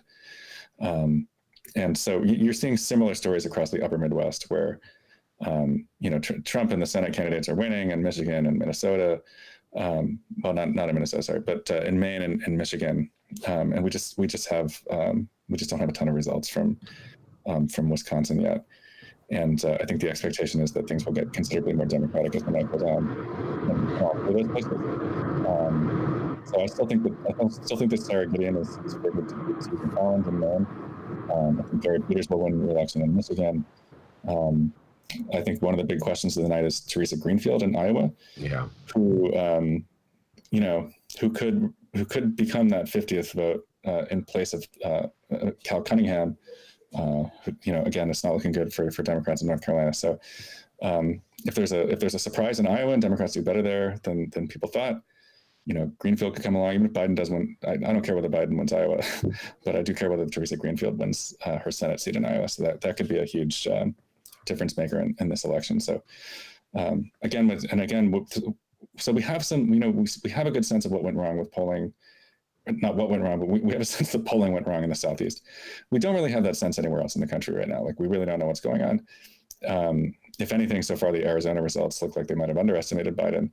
And that gives me at least a little bit of hope that maybe things in other parts of the West will be better for Democrats, like maybe Steve Bullock could win in Montana. So I don't think the Senate is completely lost yet. I just think, it's much less likely for a takeover than when the night started, just because of North Carolina alone. So, wait, North Carolina's not definitive yet, though, is it? Cal Cunningham. It's that opposite of the Midwest, where the early vote is Democratic, and then everything else that's coming in is going to be Republican leaning. And so right now, Tillis, who's the incumbent Republican, has a 61,000 vote lead over Cal Cunningham with almost 90% in. So, again, I think there's some confusion out there. Maybe there's some absentee ballots that haven't been counted yet. Maybe there's some provisional ballots that haven't been counted yet, but 60,000, that's a lot. So there'd have to be a lot of outstanding ballots in Democratic leaning areas for me to think that Cunningham still has a shot in that vote, in that election. And so, Teresa Greenfield's up in the early vote in Iowa. But again, we just don't know. I think the big outstanding question as we're recording this show is whether we're just going to have differential polling error. Maybe some that benefits Democrats in other parts of the country and some that benefited Republicans in certain specific parts of the country. If that's the case, I think Democrats' Senate hopes are still alive. I think then Biden would be the overwhelming favorite at this point to win. But we're just gonna have to wait and see. So I'll be up for another hour and a half, Ben, if you want to. Yeah. All right. Before I turn you loose, Iowa is still very much in play for the Democrats. This is my list of Senate seats. Iowa, I presume Mississippi is long gone. I had this Mike Espy fantasy that Espy would stun the world, but it's not going to happen. Has that already been ruled for Cindy Hyde Smith? Has that already been handed over to her? They have not called that race yet. So she's only 20% in, but she is up 11 and a half points on Espy. So again, we talked about this, right? Like, that's a race where I was like, look, the polls show Biden up 7 or 8. If they're wrong and he wins by 10, 11, 12, then that's a race that could be within range. That again does not seem to be what happened tonight. This looks to be nationally like more like a 5 or 6 point race for Biden, and that means a lot of these reach Senate seats are just going to slip away from us. So SB's a great candidate and a great guy, and we're just gonna we have to pick ourselves up and try to get him next time in Mississippi. Well, then the races that could flip the Senate then are Maine. At the moment, Georgia, there's 2 in Georgia. Good God. 2 in Georgia. Yeah. Yeah. And Alaska. I still have I am building the Alaskan Senate right now. They're just waking up in Alaska, then. It's like, it's like,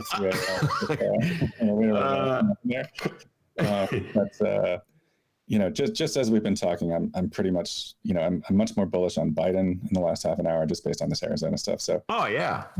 Come on, man. Arizona bodes well for Texas. Yeah. And and I don't know what I presume that John Cornyn, that was like a desperate hope that MJ Hagar, could win. See now, man, why did Beto O'Rourke just run for Senate again? I do not Hickenlooper, look at him. You remember Hickenlooper on the debate stage? David Ferris? There's a bunch of like people that are running for Senate that like ran for president for 3 seconds. Hickenlooper and Bullock are the 2 big ones. And neither of them got 3 seconds of traction in the presidential race, just because I think they're a little bit out of step with what the Democratic base wants at this point. But I think that they were both good Senate candidates. I don't think anybody in Montana could have come closer than whatever Steve Bullock is going to do. And Hickenlooper, he's going to blow it out. I mean, Colorado is not a swing state anymore. It's just, these things have changed so much just in the last 12 years. But you remember, Colorado was like a Republican stronghold for a long time. Yeah. And now it's just, now it's just a set it and forget it Democratic state. And the reality is we only need to do that to one or two more states, and where we have just a consistent majority in national politics. And so it's something that's a bit disappointing to me tonight, is it just doesn't look like it's happening this year. So. But as the president says, it is what it is. So the demographic changes have not happened fast enough in Texas. You and I both say this a million times. You flip Texas, it's over. It's over. It's coming, but we're not there yet. It's coming too slow for Donald Trump. And Montana, as you say, it's too early to tell. That was another one. And of course, Michigan is way too early to tell whether that's the one the Democrats have to hold. Gary Peters is running against John James. And as Rose laid out, it's going to be a long time coming before we know what Michigan is. Very bizarre state, Michigan. Yeah, it's an odd one. I do love the upper coast of the Lake Michigan in Michigan. So yeah, it's a nice place to visit.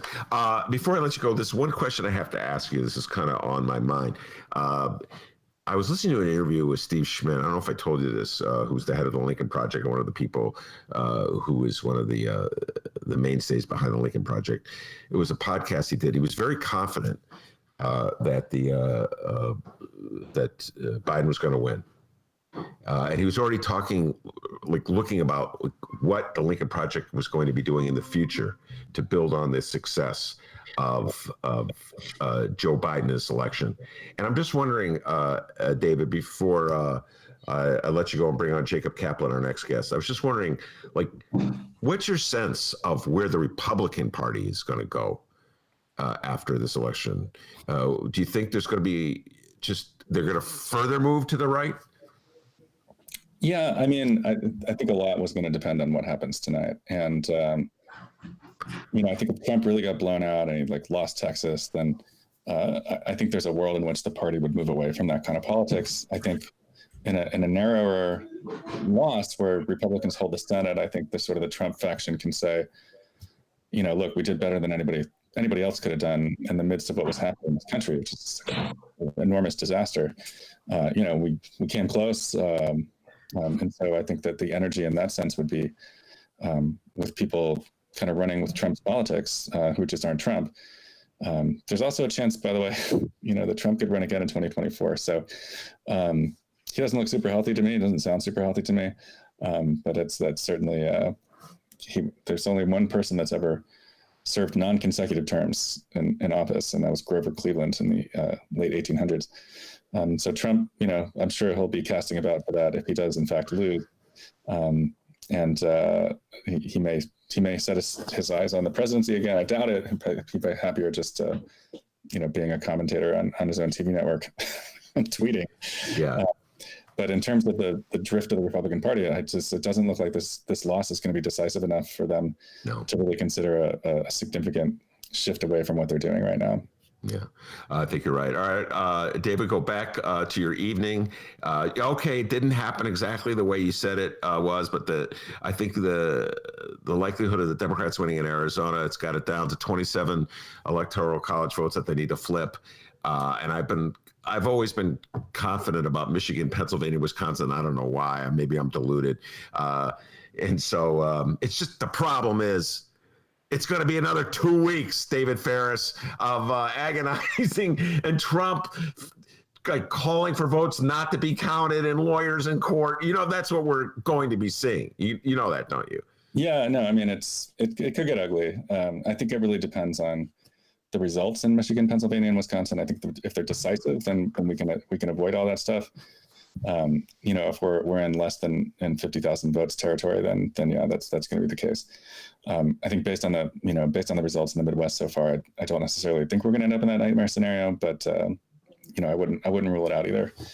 So I'm not going to sleep super well tonight. It could be worse. So it could be worse. Yes, yeah. Think about that. That's a good philosophy to have. All right, David Ferris, thank you very much. Go try to get some sleep. I know you're going to be on our show in a couple of weeks anyway to talk about this. It'll be less gloomy because I do believe Biden's going to win.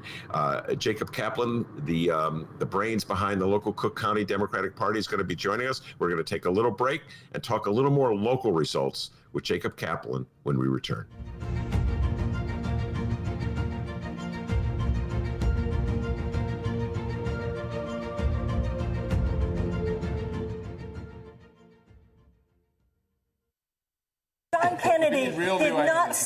John Kennedy did not say, I have a plan to get a man to the moon, and so we're going to do it, and I think we can all work together, and maybe we can get a man on the moon. And John Kennedy said, by the end of this decade, we are going to put a man on the moon. Because John Kennedy was back in the day when politics... I'm Jeannie Ives. Want to know why I'm running for Congress? Walk a mile in my shoes. A journey of service starts with one step. I took my first step in jump boots, serving my country in the Army, just out of West Point. Then I traded my Army boots for athletic shoes, coaching cross country and raising my kids. But duty called again. I stepped into heels and a new job. And in the State House, I battled corruption wherever I found it, protected taxpayers with every vote, and reached across the aisle to work for you.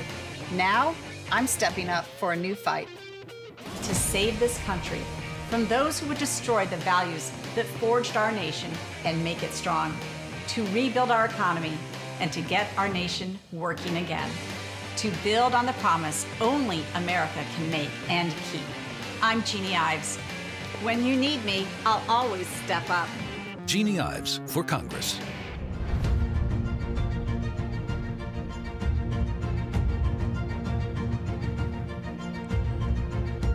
Now back to election night with the Ben Joravsky Show. Benny J, take it away.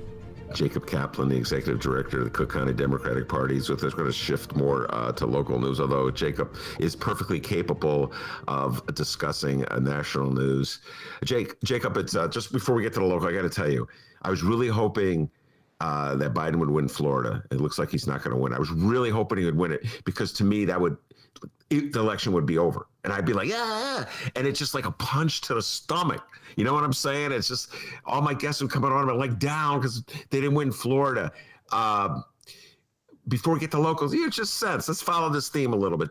You follow a lot of elections. What's your sense about where things are going right now? It's not the night I wanted to have in an ideal world, Ben. I think, just like you, I was hoping that Florida would come in for Biden and I could be asleep already, basically. That's not happening. But unlike some other of my friends, I'm not freaking out. Early on, I saw results happening in rural counties and places even like Indiana and Ohio where Trump was not getting the margins he was getting in 2016. You know, it was 15 points less than he was getting 4 years ago. So I'm already seeing this kind of shift, especially in the Midwest, towards Biden. Even if he wasn't winning these places, he was doing better. So I think that bodes well for Michigan, Wisconsin, and and Pennsylvania. Ohio is closer than it was 4 years ago. It looks like the Arizona results are trending our way as well. So I think at the end of the day, Biden's going to win. I hope it's not super razor thin in any of those states, so there's no recount issues or any sort of massive litigation and things throwing the race into question. But this also is not the same as 2016. In 2016, by this time of night, I was already 15 years in because I knew Biden was done, that Hillary was done. I knew that once not only Florida fell, we saw the results as they were coming in Wisconsin, Michigan, Pennsylvania. We knew it was not a good night for the Democrats. This is not that night. Yeah. So I'm still very hopeful. The one thing I'm hoping is that we also win, the Senate. I think that's a little more in doubt now. And I'm just worried about what happens if Biden wins and still has to deal with Mitch McConnell in the Senate. Well, the reality is this. The big one is the presidency.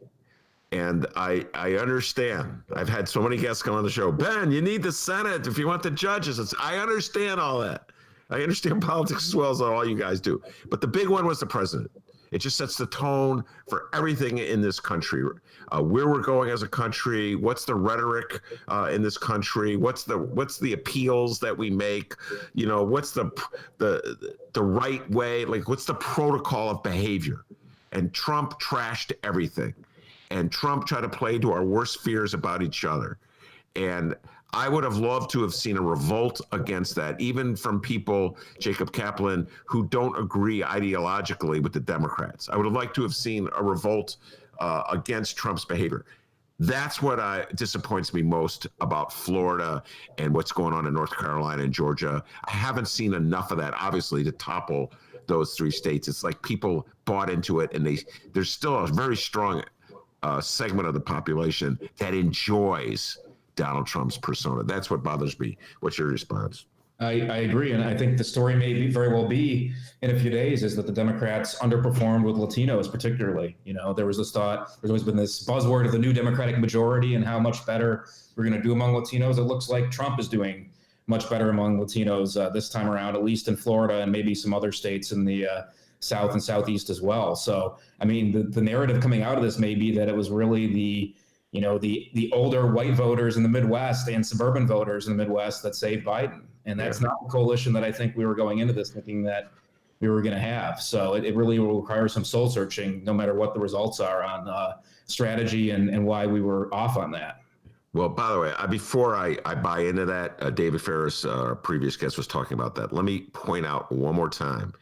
The Latino community in this country is by no means a monolith. I keep emphasizing this, and the Cuban American vote in Florida is far different than, let's say, the Mexican American vote in Chicago or in Nevada or in Arizona or in Texas. And so I just think it's really too early to make it. I would like to see, for instance, now go local. I have not seen any local results, Jacob. So I'd be curious what, like, the result from, let's say, the 12th ward in Chicago or the 23rd ward in Chicago in the Hispanic precincts in those areas, or the 14th ward in Chicago at Burke's ward, which is heavily Hispanic, or even the 13th ward, which is Mike Madigan's. You follow what I'm saying? Before I would make any conclusions based on what some Cuban American voters did in Florida. You follow me? I agree. Or Venezuelan Americans, or Florida's a whole different ballgame. And, if we end up winning Arizona, I think the Latino vote will have played a part in that as well. So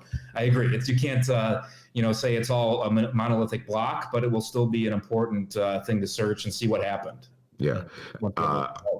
All right, let's shift gears to the local results. I've not seen any local results. You're going to be our reporter on this one. The one we've talked a lot about on this show is State's Attorney Kim Foxx running for re-election against Patrick O'Brien.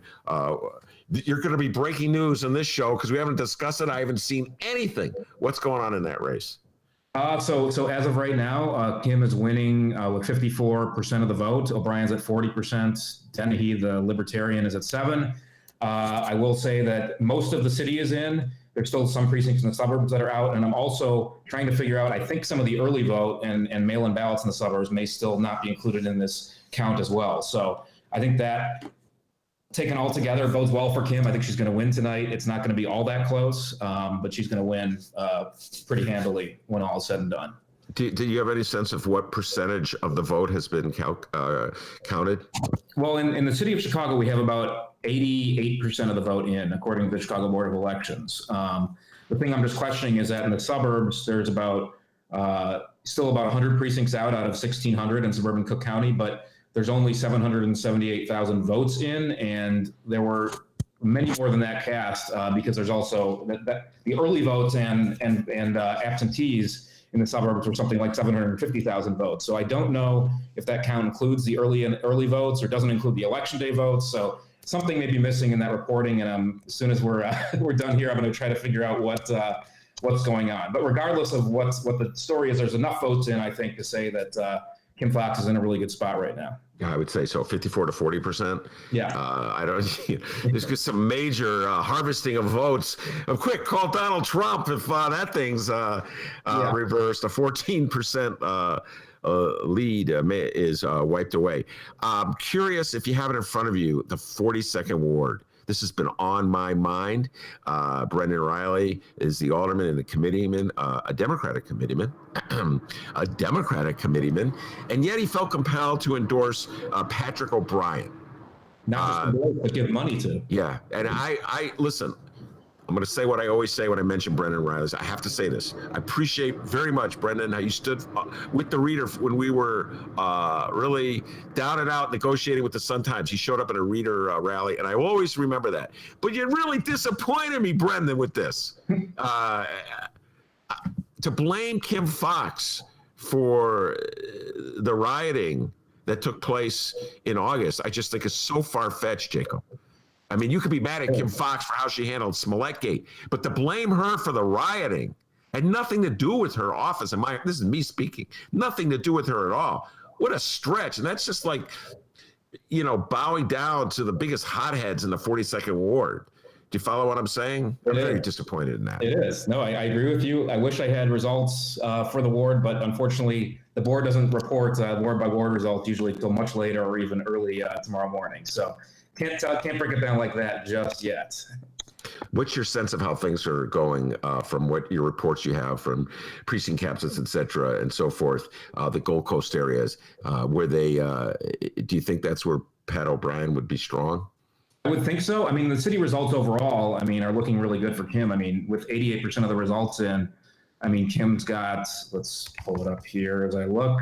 Kim is getting 62% of the vote. So considering I'm sure a lot of that is in the 42nd ward, it's not, impacting the results to make a huge difference. It's hard to say what happens on the ground in the 42nd ward just because it's a strange ward. It's mostly high rises. So you don't really have that type of door-to-door campaigning. And also this time around, of course, due to the pandemic, almost a huge majority of the votes, especially in that ward, were by mail or early vote in person. So tough to say exactly how things are going to shake out there in the 42nd, but we'll know soon enough.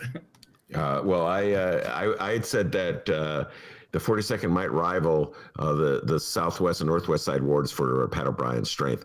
All right, Brendan Riley is a Democratic committeeman.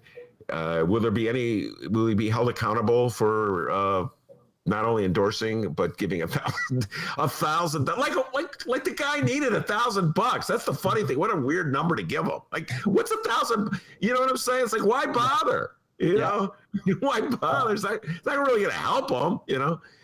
It's just a symbolic move. Is there going to be any accountability? I think there are some of his fellow committeemen have already made some indications that they want to hold him accountable. There is a process through the rules committee of the party that can happen, and he can be potentially stripped of committee assignments and things like that. So I imagine after the election, something will happen there based on what I'm hearing. And what about Brian Hopkins from the 2nd ward? Are they going to give him a pass because he didn't endorse anybody? He's not the committeeman. He's just the alderman. So I thought he was the committeeman. Who is the committeeman in the 2nd ward? That's actually Tim Egan. So Timmy Egan. Yeah. Things changed so much. He used to be in the 43rd ward. I know, moved around a lot, but he's there in the 2nd ward. Also, the CEO of Roseland Hospital does a lot of good work there, and he's a good Democrat. So no worries with him supporting a Republican. That's for sure. Come on, Tim. Come on. Yeah.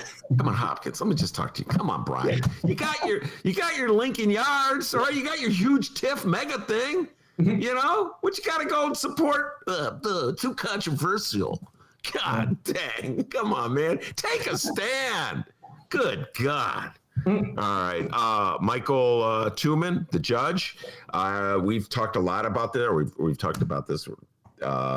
In the party turned on him and urged people to vote no. He needed 60% of the vote to be retained. What's going on in that race? Too close to call. He's at 60.3% in the city with, again, 89% of the vote reporting, and he's at 64.3% in the suburbs. But again, I believe there's a significant amount of the suburban votes still out. So too close to call. It's going to be down to the wire on that one. I think just based on that, I'm going to go. I put my money in Vegas. He's going to be retained because you would need a big anti-Tuman vote in the city, to overcome. And let's give a shout out. I know you're not going to be joining me in this. Mark Brown of the Sun-Times. Mark Brown, you won a victory. The guy wrote like 3 or 4 columns, I want to say, Jacob, extolling the virtues of Michael Tuman and chastising the Democratic Party, your beloved Democratic Party, my beloved Democratic Party, for a power play. And so, hey, I'll take it as a sign that the vibrancy of journalism. I'm trying to say this with a straight face. I've been waging uphill crusades, Jacob, for 30 years to no avail on all kinds of issues. But it looks like Mark might have won it. So I disagree with the way he casted the race and our motives and all that. I agree he's a great journalist, but we had numerous reasons for going after Judge Tuman, and so did the juvenile justice community and many others. So disagree with the assertion that it was just political payback. All right. Well, moving on to the one that matters the most to me in the local election. And from what Dennis has been reading, the news is gloomy here. And this is the fair tax. And Jacob, you and I could talk for about an hour on the pros and the cons of the strategy to get the fair tax passed. What are the results? What are you seeing, the early results on the fair tax? It's 70% in the city voting yes, but only 52% in the suburbs. Again, a lot of the vote out, have to have that caveat, but I'm hearing it's getting slaughtered downstate, like Sangamon County, where Springfield is, it's 60% no. And I'm not sure where it's at in the collar counties now, but from what I'm hearing, things don't look great for the fair tax as of right now. Okay, we're going to bring Stacey Davis Gates will be joining us in a little while. I'm sure she's going to want to break down the fair tax and the strategies, et cetera, and so forth. Monday morning quarterbacking, you look at it. What might have been done differently to sort of change those results, particularly downstate, Jacob? What could have been done? What could have been done differently? Yeah. I don't know about changing the votes downstate.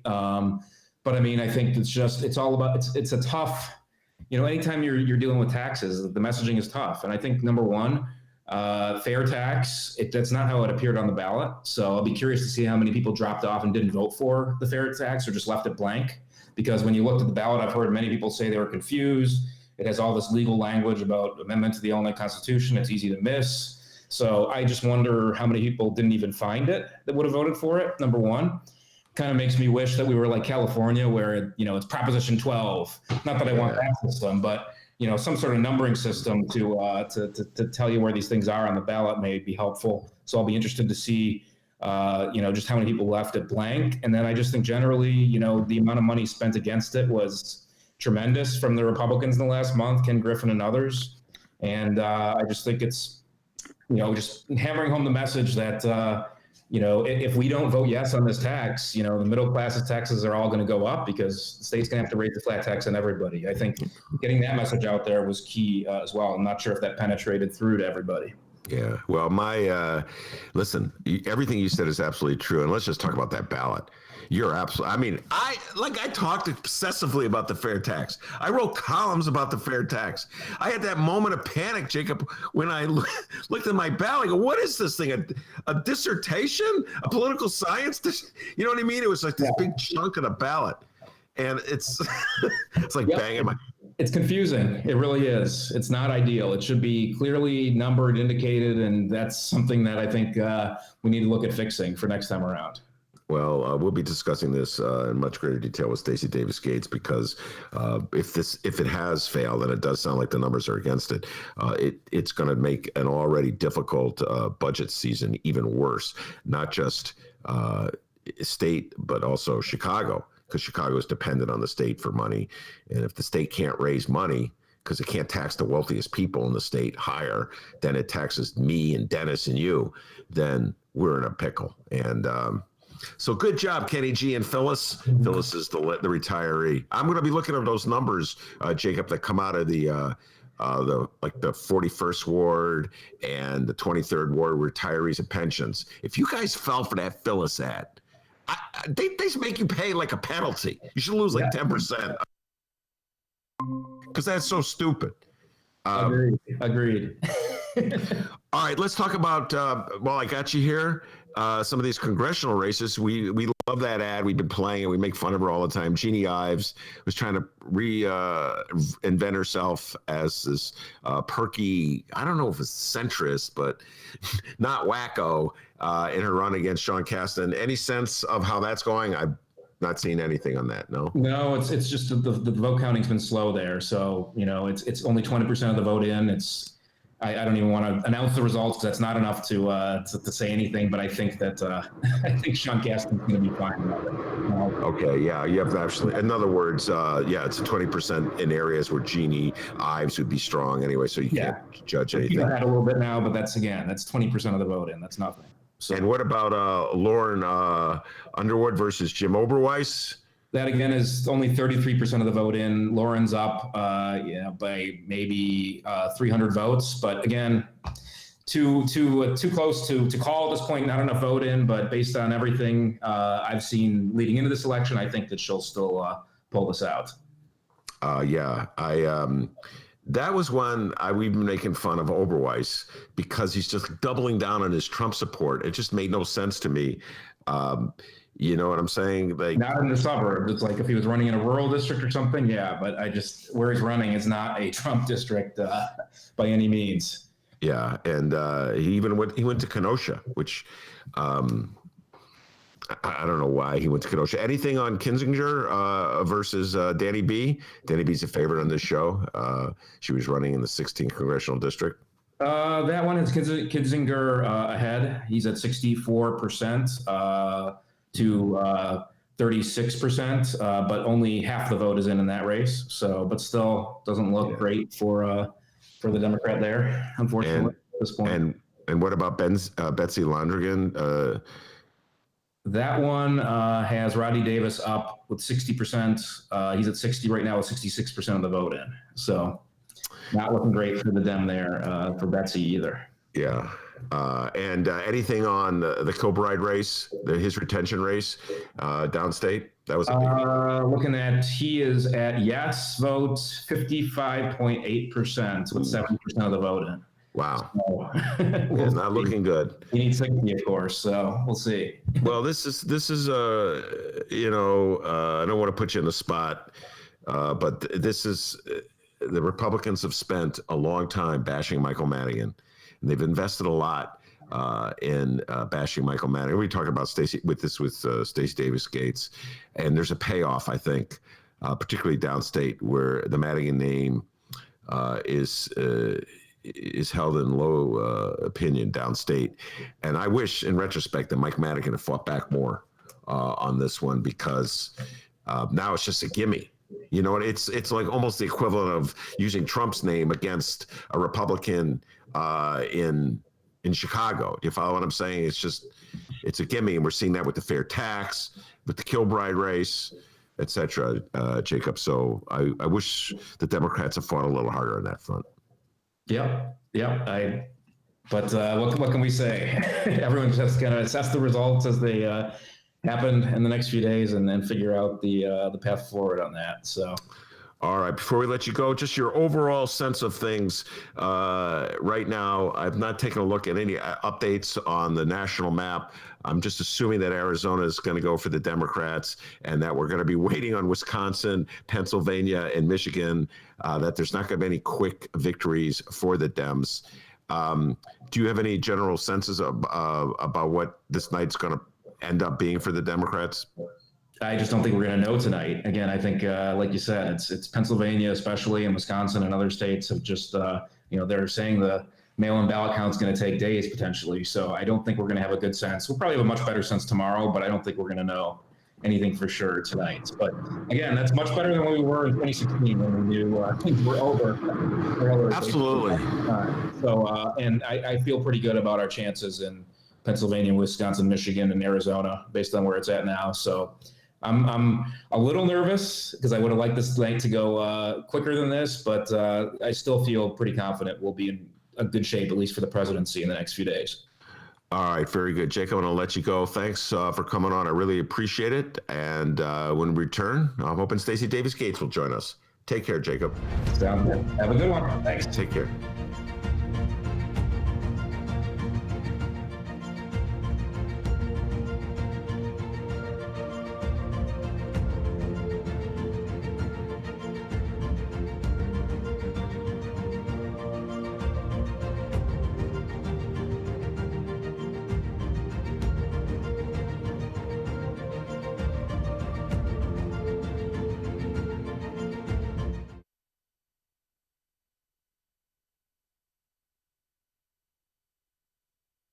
And I tested very positively in another sense. So this morning, I tested positively toward negative, right? So, no, I tested perfectly this morning.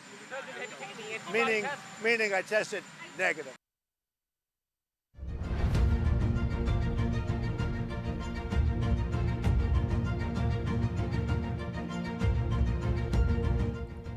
Welcome back to Election Night with the Ben Joravsky Show. Benny J, take it away. All right. I'll tell you what, this election night's a lot better than the last 4 years. Everybody, you got all such a bad start. Democrats didn't win Florida. So it's like, I was like, ready to celebrate. In fact, I'm going to just do a little confession before we went on the air. I went for a walk. And I said, you know what? I'm not going to just obsessively follow the election. I'm going to go for a walk. So I went for a walk. And when I looked at the phone, when I first started to walk, the Democrats were, I think Biden was up by 0.1%. I mean, it was just a narrow thing. And when I got back from the walk, Trump was up. I was like, oh, man, God dang. Because I really wanted Florida. That would have just set the tone for a whole different night. And it does. I can't remember if it was David Ferris mentioned this. It does remind me so much of 2018 and the way that election, the midterm election started. I believe we were working in a radio station when we did that one, as I recall. And so this is really reminding me of that, like delayed gratification. But it's still better than 2016, because by this time, 2016, we were pulverized, these people of my liberal persuasion. You know what I mean? That like the Trump victory was really like settling in as a reality in 2016. I was sitting in our reader office watching reader editors, etc., just freak out. And so one of the reasons why I did this, is I did not want to have to sit there and watch those damn needles. Oh, the needle is now 95%. And look, victory with that needle.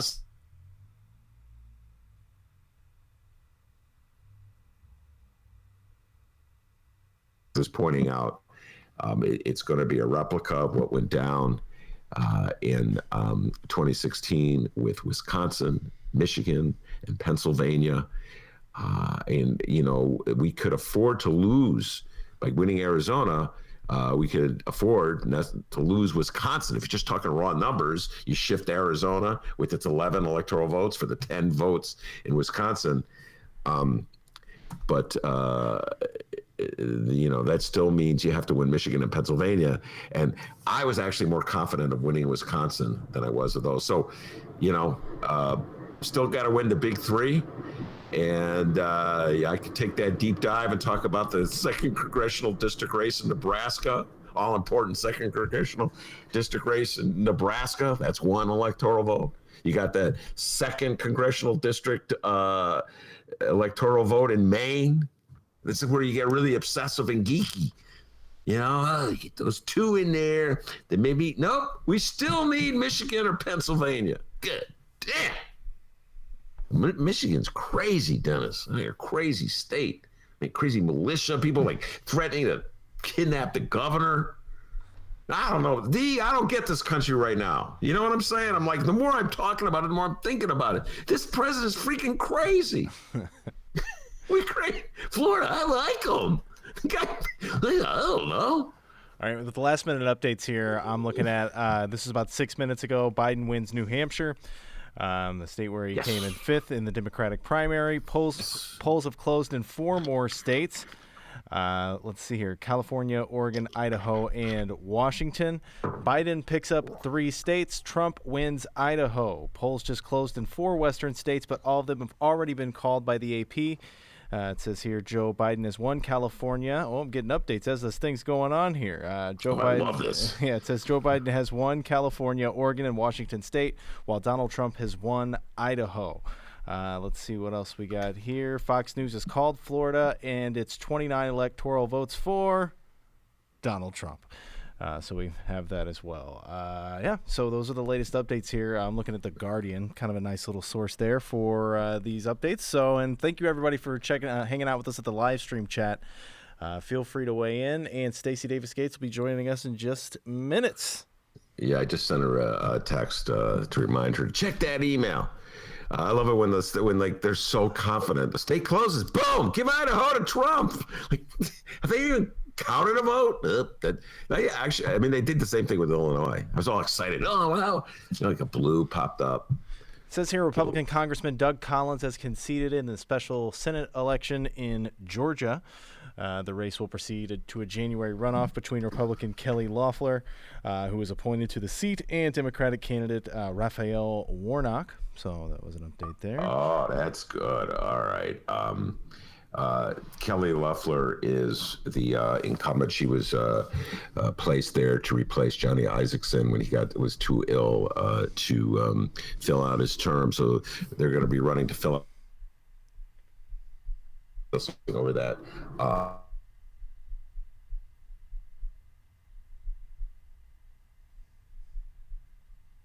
Seat again. See, there's 2 Senate races in Georgia. The other one is Perdue versus John Ossoff. And Ossoff is the young man who ran for Congress in 2018 in Newt Gingrich's old district and lost. A very expensive election. And he is running against David Perdue, the incumbent. Do you have any results on that one, D? On which one again? That is John Ossoff in Georgia versus David Perdue. Not on hand. I'll be looking for it. Yeah, that's a key race if the Democrats are going to take back the Senate. David Ferris was talking a lot about that on the show the other day. He's got Georgia on his mind. There's 2 seats up in Georgia. Looks like Perdue is at 54.7% at the moment, and John Ossoff is at 43%. No, that's not good. What percent of the vote in does it say? Vote count doesn't say.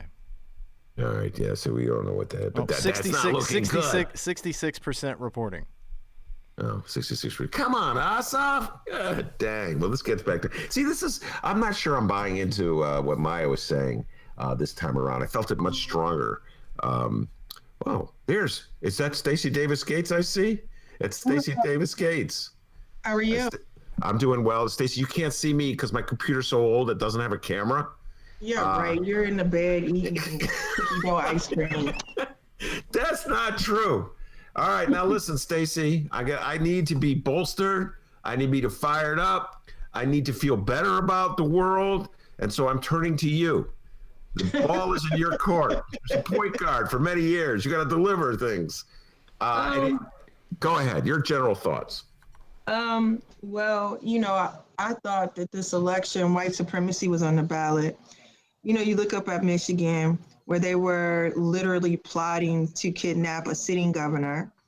You look at Wisconsin, where COVID rates are through the roof, and people are still refusing to, do anything to mitigate the rise. Those were the things that I was paying more attention to, less of the polls, because I think in 16, we learned a good lesson about polls, that they are only as accurate as people are willing to be honest. And I just think that people are not being honest about how they really feel until they cast their vote. And so that's what I think we're seeing in this moment. And all politics are local. And you go back to, the emphasis on hyper-local races. One of the bright spots is that citizens in the city of Chicago believe in taxing wealth. So you can actually get through, a progressive type of tax this during this budget season, right? You can, maybe stave off some of the property tax hikes and some of the layoffs by looking at something that's more progressive, that taxes people like Ken Griffin, who can evidently write checks, for tens of millions of dollars at the drop of a hat. So, those are some bright spots. I think Chicago's ready to tax, millionaires and billionaires. Yay. We can do that here. Especially as we're looking at this budget. I think also too, the magic of what happens here in Illinois, if you look at the map, the preliminary map right now, and all of the red around us, and we're blue, it's amazing that Illinois can remain blue. And I think that should be something people spend some time thinking through. How does that happen? What is happening to make that happen? And who's the architect of that? All right, let's start. Let's keep it local. The wealthiest people in Illinois, in order to raise those rates, in order to have a progressive tax as opposed to a flat taxes, which we have now, we have to amend the Constitution. It looks as though statewide it will not meet its 60% mandate. I don't have the numbers in front of me, but those are the last numbers I saw. But 70% of the vote in Chicago, 70% of the voters in Chicago voted yes. And so the point you're making, Stacey, is a very local point.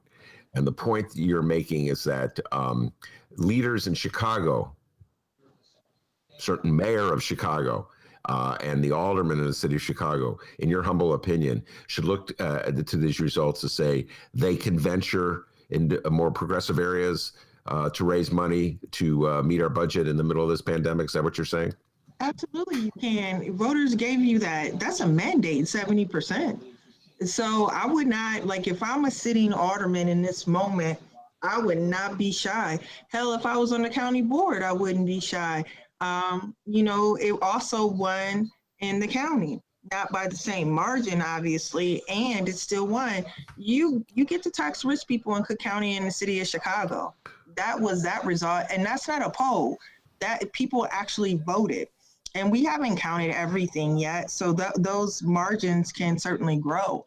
I think that is promising, and it also speaks to the type of organizing that the movement has been doing for the last decade or so, and putting at the fore this need to tax the rich. And so at this point, Chicagoans are accustomed to hearing that.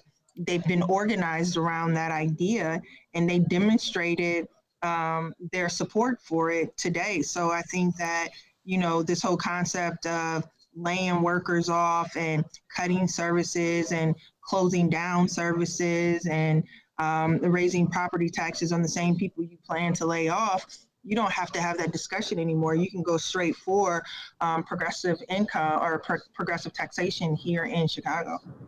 Raising taxes on the people you're laying off. Yeah, not a very, it's not a very pragmatic way to fill your budget shortfalls. You lay the people off, saving whatever money you save, and then you raise their taxes, basically putting them out of existence. When you evaluate, Stacey, the resistance to the fair tax, which was largely financed, as you point out, by well-to-do people like Kenny G, Ken Griffith. How deep do you think that resistance is? Is it just this notion that they just plugged in on? And by the way, Civic Chicago, join them on this, Stacey. Well, of course. Join them. You know, Civic Chicago and Ken Griffin also championed the closing of like over 200 schools that Black kids went to. So, you know, I'm not surprised that they would also be opposed to those same children and their families having a progressive income tax that would provide more for the public sector, which, you know, largely employs people of color and women. You know, to me, it goes together. I'm not surprised by that at all. But it also speaks to the need for the type of organizing that's been done in Chicago for a number of years to reach other parts of our state. Look, I think I remember that the state of Illinois has more documented sundown counties, cities, towns, if you will, than any other place in the nation. And for it to be blue on that map, that is something worth analyzing. And I can't say that enough, because if we are literally in a position where you have a blue state with a history of exclusion, oppression, but you still have a blue state. What is that about, and what can we learn from it? And then how do we translate that into other, you know, tax the rich initiatives? Because there's something to be learned from that. But I would also say this too, is that shifting taxation in this state is going to be a multi-year endeavor.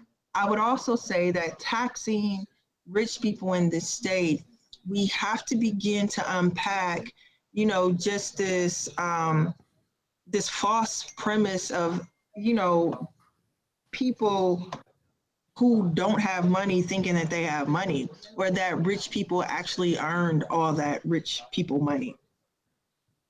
What do you mean by that? Go into that a little bit. Well, I mean, think about how wealth is created and has been created in this country. It's been through socialism, if you will.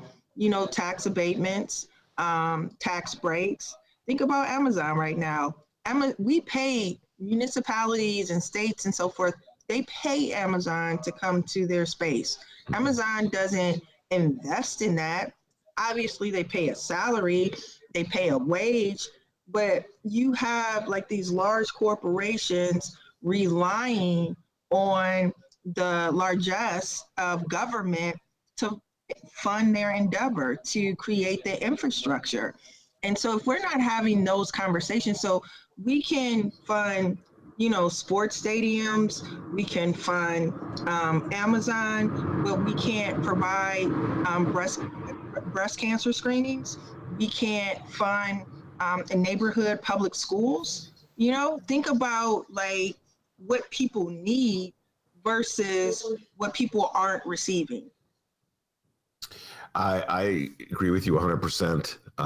Particularly, it's the way the issue is framed. So if you give a tax break to Amazon to encourage them to build a warehouse on the south side of Chicago or in University Park in the south suburbs, that's considered an investment in economic development. That's how that's presented by the powers that be. If you pay a retiree a pension so that he or she can pay his bills or her bills and raise a family and be a productive citizen in Chicago, that somehow or other is considered a waste of money.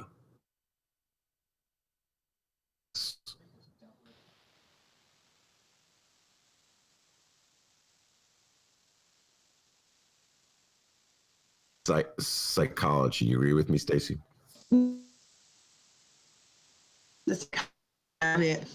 We have to become more adept at an organizing conversation, asking people, what do they imagine? What do they believe in? What do they believe we can get together?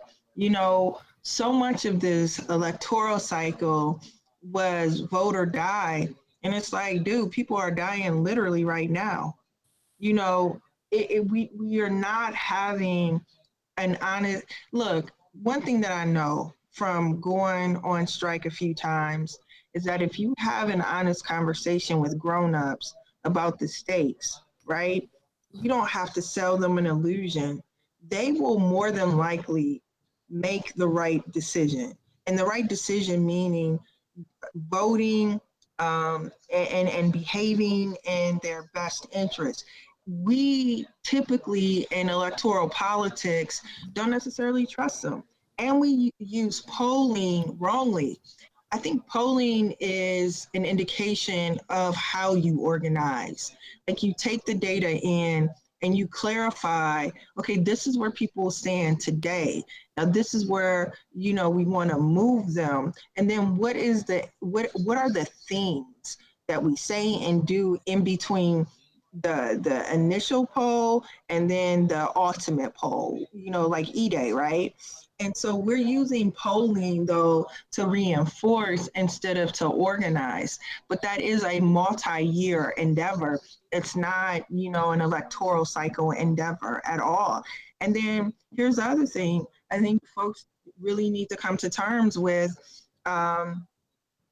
white supremacy is comfortable for a lot of people. Patriarchy is very comfortable for a lot of people. And what does that mean? Honestly, you know, it's comfortable for some, uncomfortable for others. You know, this whole like toss Tumen thing that, you know, has been going on, you know, somehow folks think that jailing Black kids is repulsive when there are millions of Black people in prison right now. Like literally, that actually ain't gonna move the needle. Because if it did, then why does it exist in the way that it exists right now? You know, we have to start being honest about this, even if it's an uncomfortable honesty. How do we move people? How are we organizing people? How are we talking to people? And how are we absolutely accepting what it is in this moment? I'm not saying agree with it, but acknowledge what it is and then figure out how to get it to where you need it to be. And that's organizing. That's just not like vote or die. Well, all right. You raised a lot there to pick apart. The contradictions, I may have said this to you already, the contradictions between the message, just look in the state's attorney's race to prove this point. I haven't seen any updates in a while. I think Kim Foxx will win. I was predicting all along she was going to win. But Patrick O'Brien ran one of the most blatantly racist campaigns I've seen since Bernie Epton against Harold Washington, which was before your time. It was a long time ago, is my point. And save Chicago, vote for Pat O'Brien was his message. I'm like, are you kidding me? Save Chicago to voting for you? Like what? Okay, so that was the message. At the same time, Donald Trump, the leader of the party that Patrick O'Brien is part of, was saying he did more for Black people with his First Step program, criminal justice reform, than anybody else. He had done more for Black people than anybody else, including Abraham Lincoln, or except for maybe for Abraham Lincoln. Stacey, the contradiction embedded in that position where Donald Trump gets to get away with saying something outrageous and is not challenged on it in any way because, I don't know, maybe the Democrats are afraid to champion a criminal justice reform so that Ice Cube can stand up and say, oh, voting for Donald Trump is a vote, like for criminal justice, is so bizarre and twisted that it really, sometimes I feel my head's gonna blow up. How do you deal with those kinds of contradictions? But those contradictions are always there. They're just not there in way, they're here in Chicago. Like you can hear that same conversation about Democrats versus Republicans in Chicago. And they'll talk about Roseland, they'll talk about Inglewood, they'll talk about West Garfield Park as to why, people need to vote out Democrats because they're not like seeing, feeling, experiencing a better quality of life, right? Now, listen, here's the thing. You can be pissed off with Democrats, but the conclusion isn't Donald Trump. I mean, I completely reject that. Like, look, I wasn't a Biden delegate or even a cheerleader for that matter, but I do know something about the need to survive in this moment.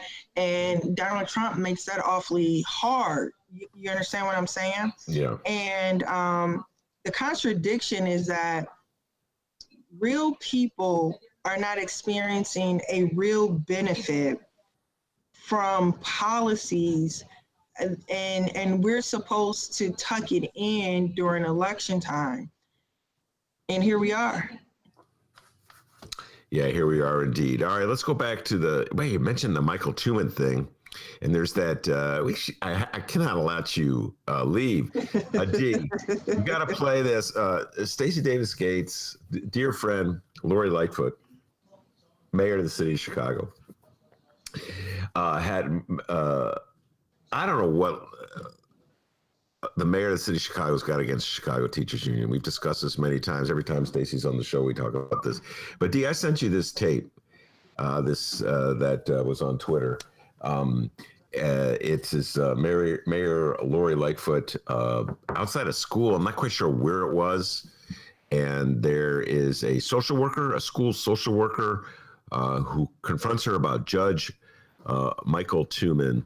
Tony Preckwinkle and the Cook County Democratic Party had tried to unseat Tuman by not giving them endorsement. I was just talking to Jacob Kaplan.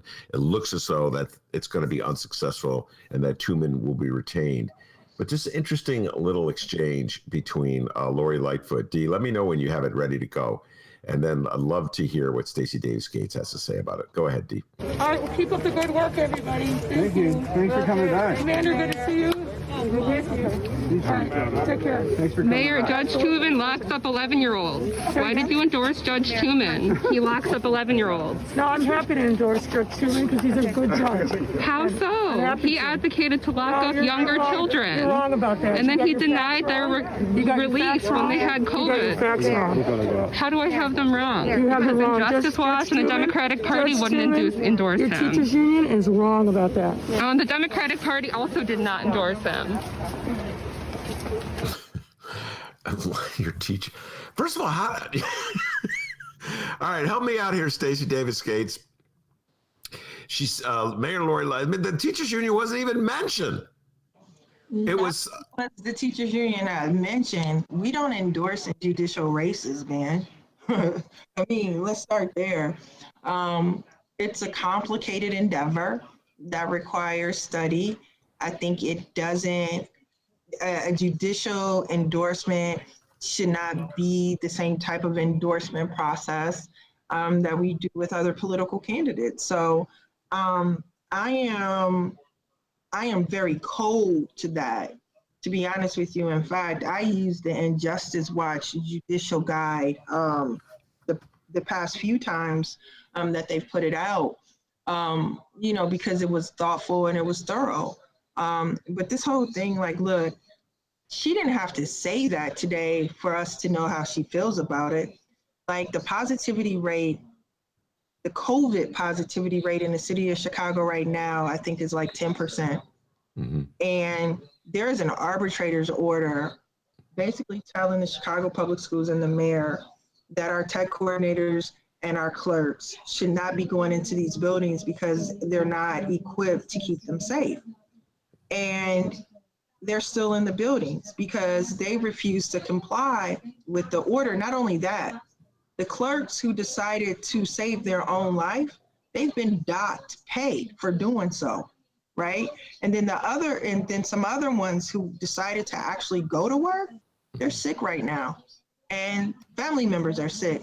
So her demonstration today outside of a school with the finger pointing and the aggressive behavior,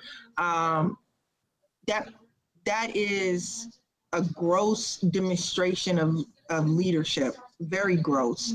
And it is connected to the gross demonstration of leadership that we see with respect to our schools, the workers within the schools as it relates to this pandemic. Bless her heart. Bless her heart. Why did she immediately jump to the conclusion that the Chicago Teachers Union was behind the effort to unseat Michael Tuman?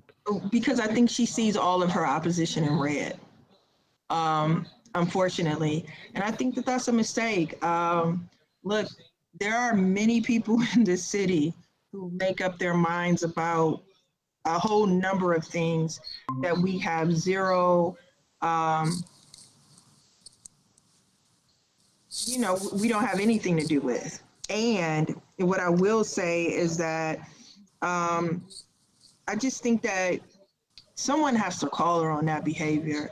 Like, yo, you can't go around bullying social workers, like teachers. That's not a good look. You know what I'm saying? Like honestly, people have taken out an entire text on the way Trump has handled school reopening, taken out an entire text on Trump about how he behaves. Well, y'all got one brewing here in this city.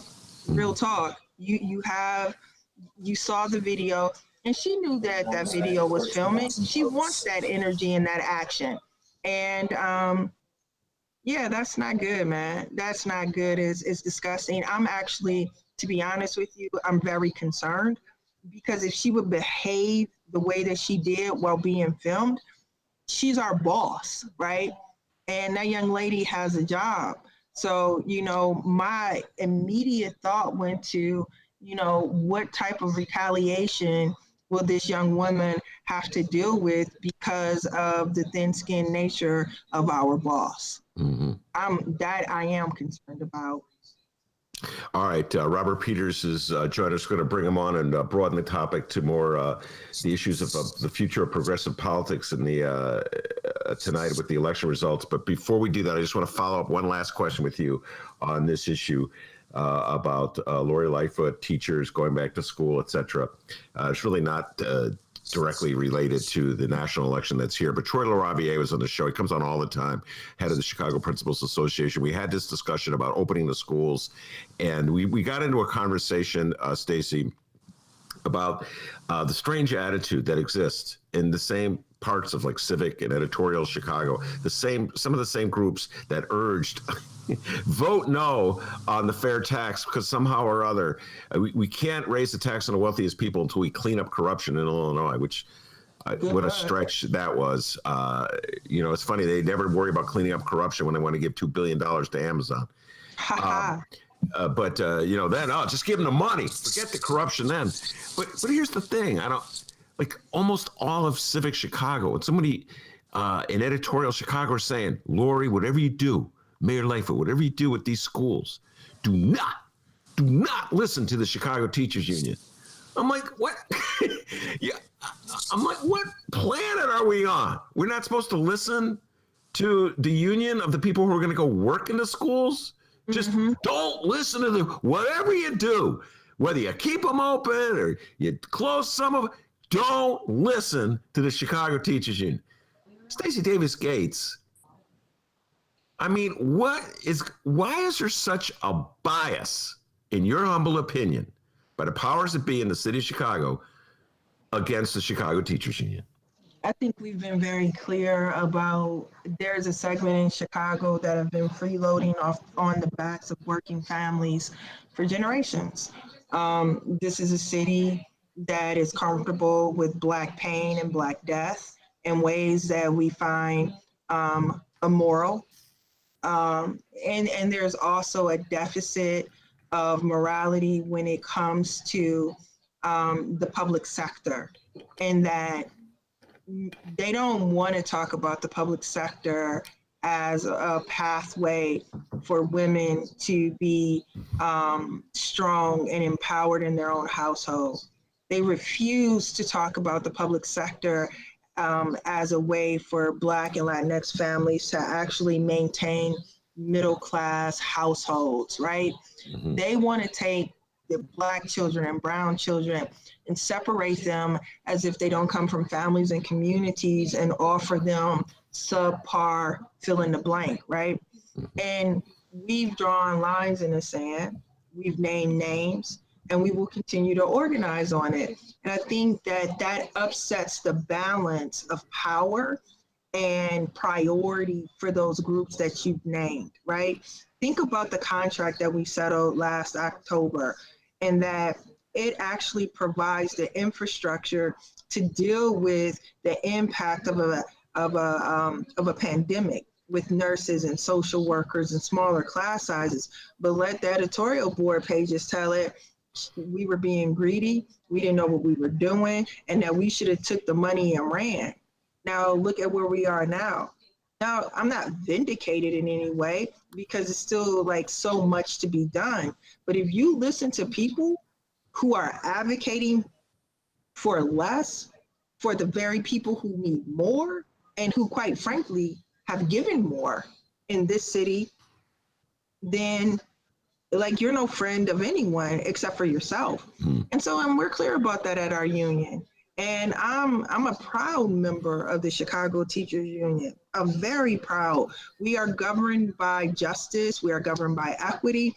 We are governed by, you know, this promise of liberty that this country has. And then here's the catch.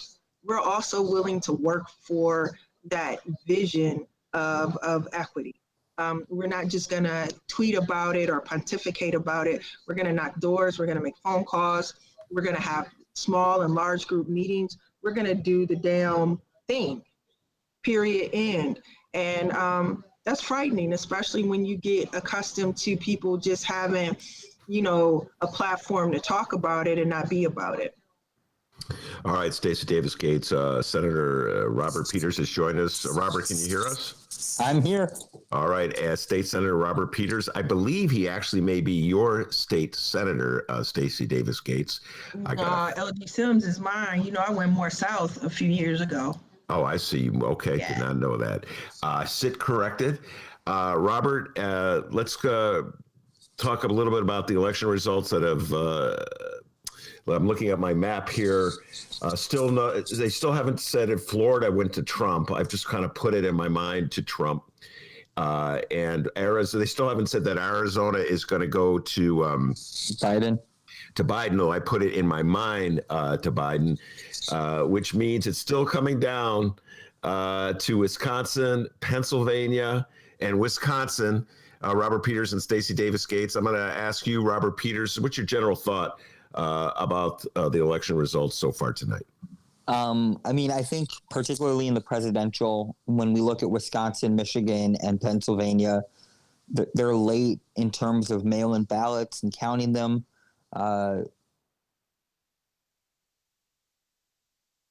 To call the election until later, so it's not happening today. Pennsylvania, we won't know about possibly until Friday, maybe even later than that.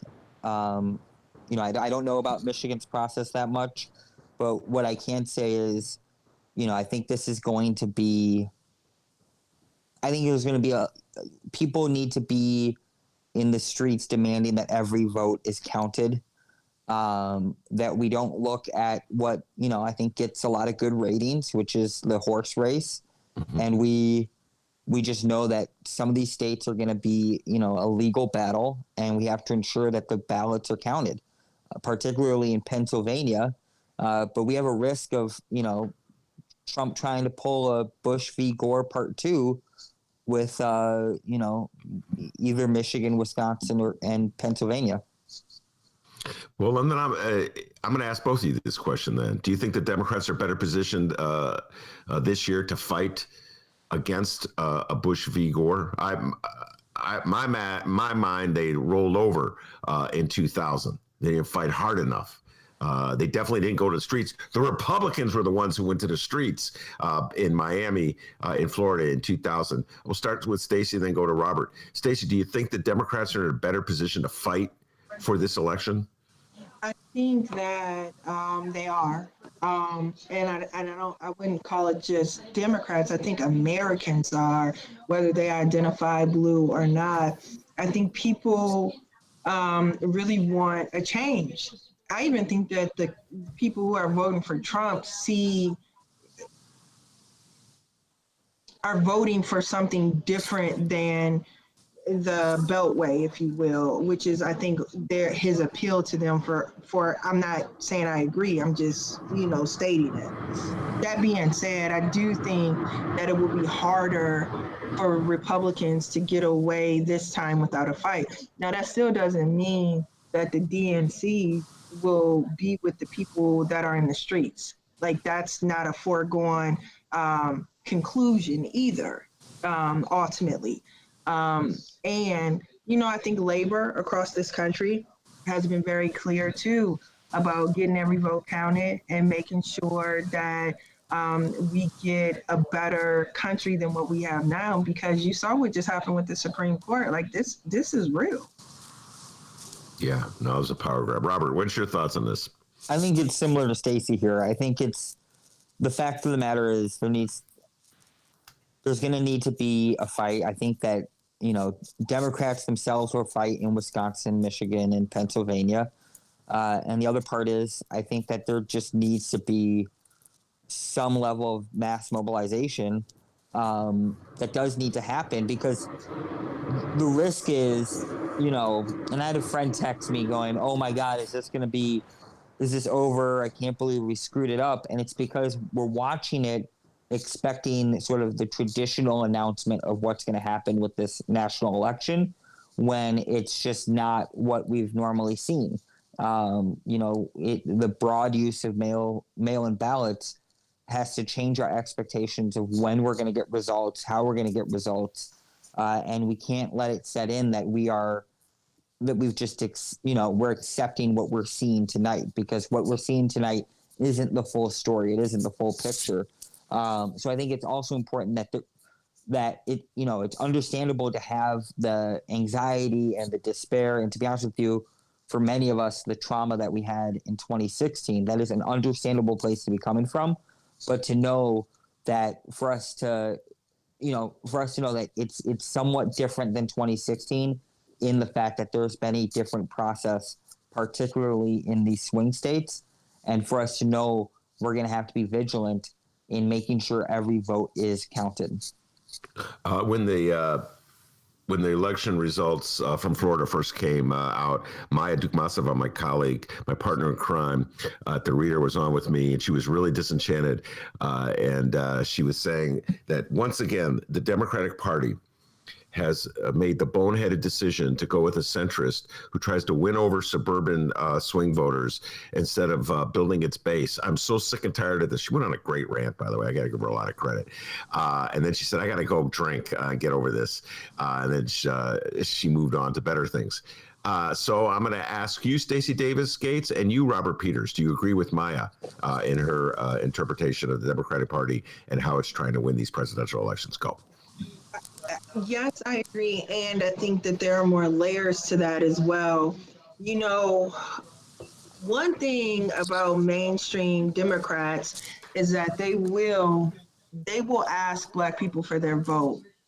They will spend a lot of time during the perfunctory and the performative to get the Black vote. And some of the things that those of us who live on the left forget is that it's not enough to be right. You have to organize, you have to engage, and you have to, meet voters where they are. And there's always a lot to lose in any election, obviously. And so I'm actually not gonna beat voters up for thinking, well, we got a better chance with Biden because people know him from Obama, and we really got to get Trump out. There was a calculation that folks were making there, right? And the base of the party can no longer depend on the suburbs or white women. I think that the party has to figure out how to embrace who's embracing them and grow that base.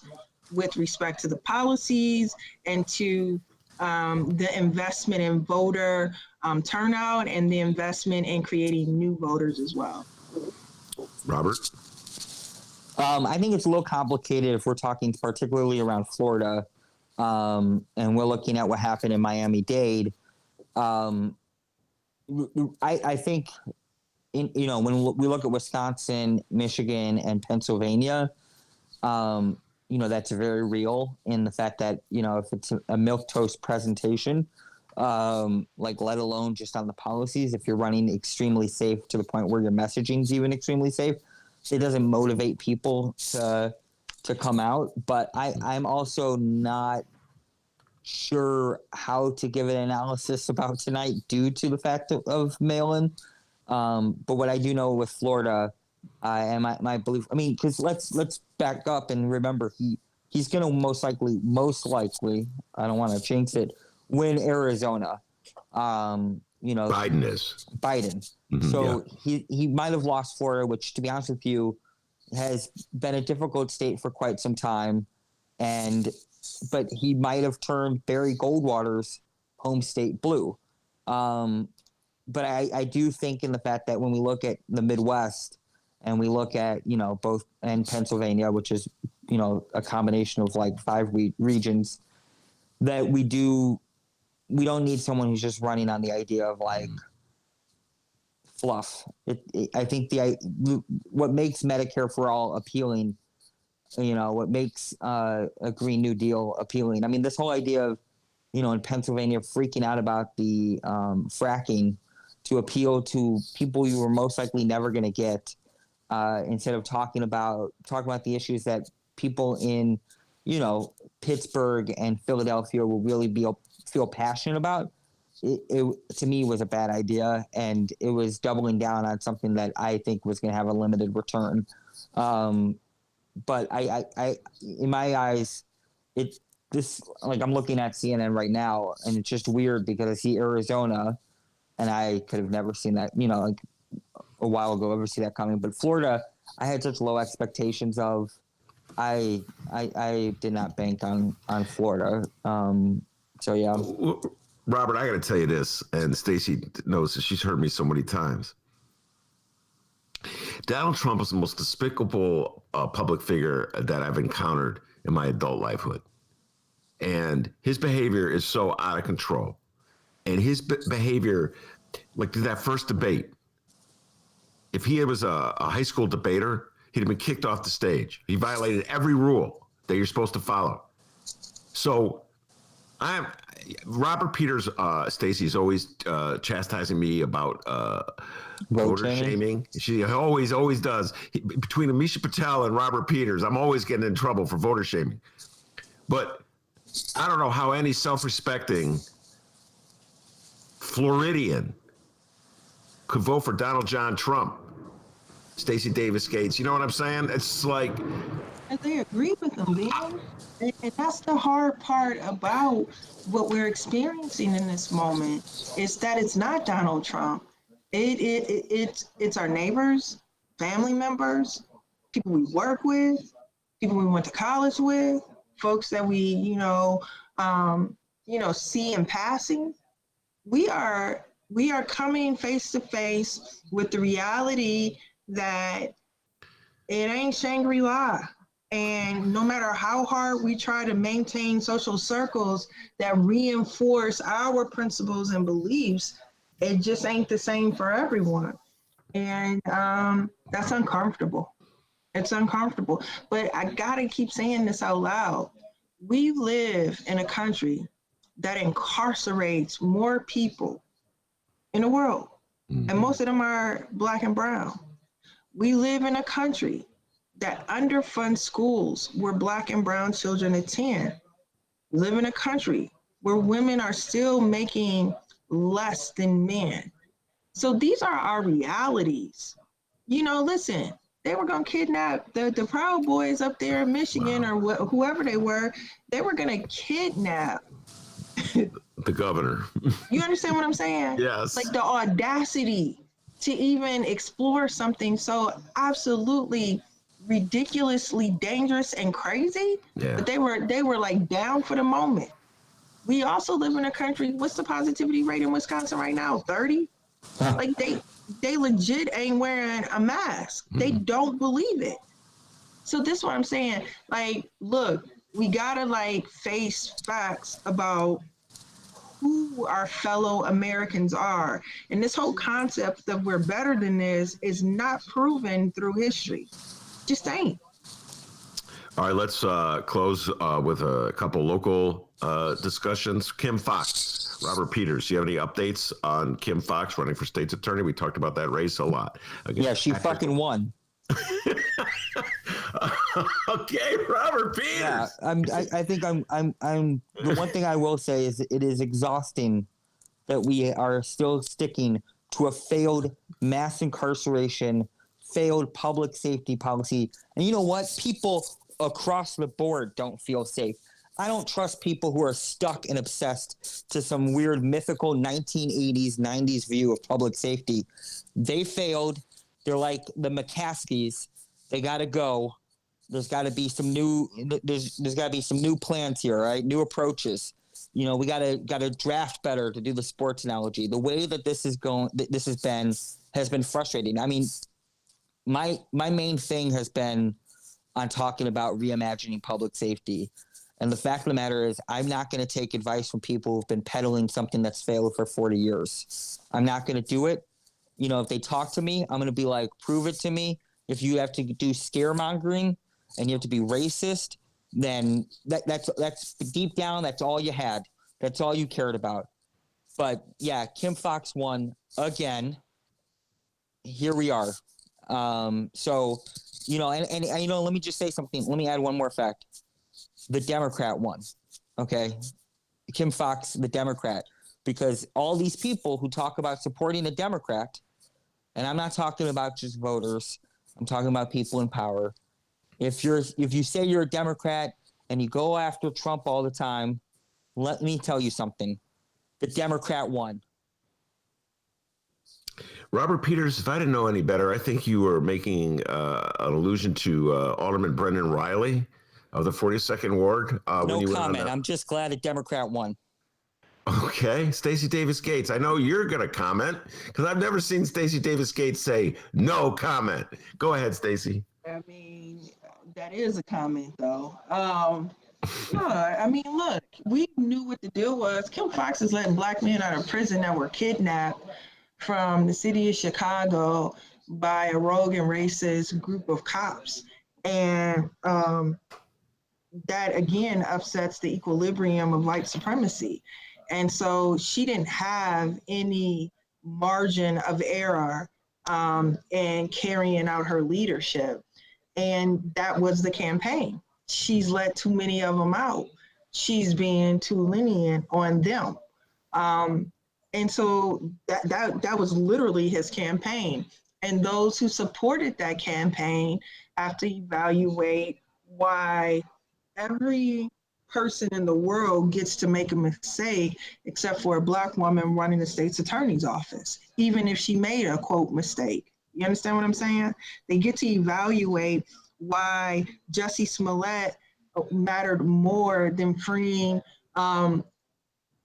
people convicted falsely in the state of Illinois, in Cook County. What is it? The wrongful conviction capital of the world, right? And she's righting those wrongs.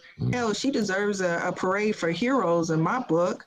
But again, I am okay with acknowledging the obvious about our country because it is not a new obvious, if you will. Like, this is a thing that has been here for as long as Black folks have been brought here. And that we have to come to terms with patriarchy and white supremacy and how it has enveloped our thought process for everything. And it ain't just white folks, it's Black folks too, it's brown folks too. White supremacy works when we all believe in that thing. You know what I'm saying? And so that's the thing. And so for those of us who want to see a different type of America, Cook County, Chicago, Illinois, we're going to have some real discussions about how we organize around justice and equity, how, this translates into racial, social, and economic justice instead of dancing around it. If we're going to take a loss because you stood on your convictions. Don't take a loss because you pussyfooted around it and still lost. You know what I'm saying? Like, that's wasted, energy. All right, very good. We're almost out of time. I just want to leave you guys with this. Just got this update from Georgia. Kelly Loeffler and Raphael Warnock are going to be in a runoff. I don't know if you've been following that. That's the a senator's race. It could be pivotal in determining if the Democrats take control of the Senate. And once again, there will be a black candidate, a black Democrat running in the South. Stacey, Robert, just get your thoughts on this. Man, it's a big hill to climb to win a statewide in the South these days. Unless you're, a Republican. I think Robert and I talked about this, Tim Scott. It's one thing for a black man to run as a Republican, telling the majority of white people what they want to hear. And it's another thing for a black person running in the South as a Democrat statewide. And yet, I'm going to be hopeful.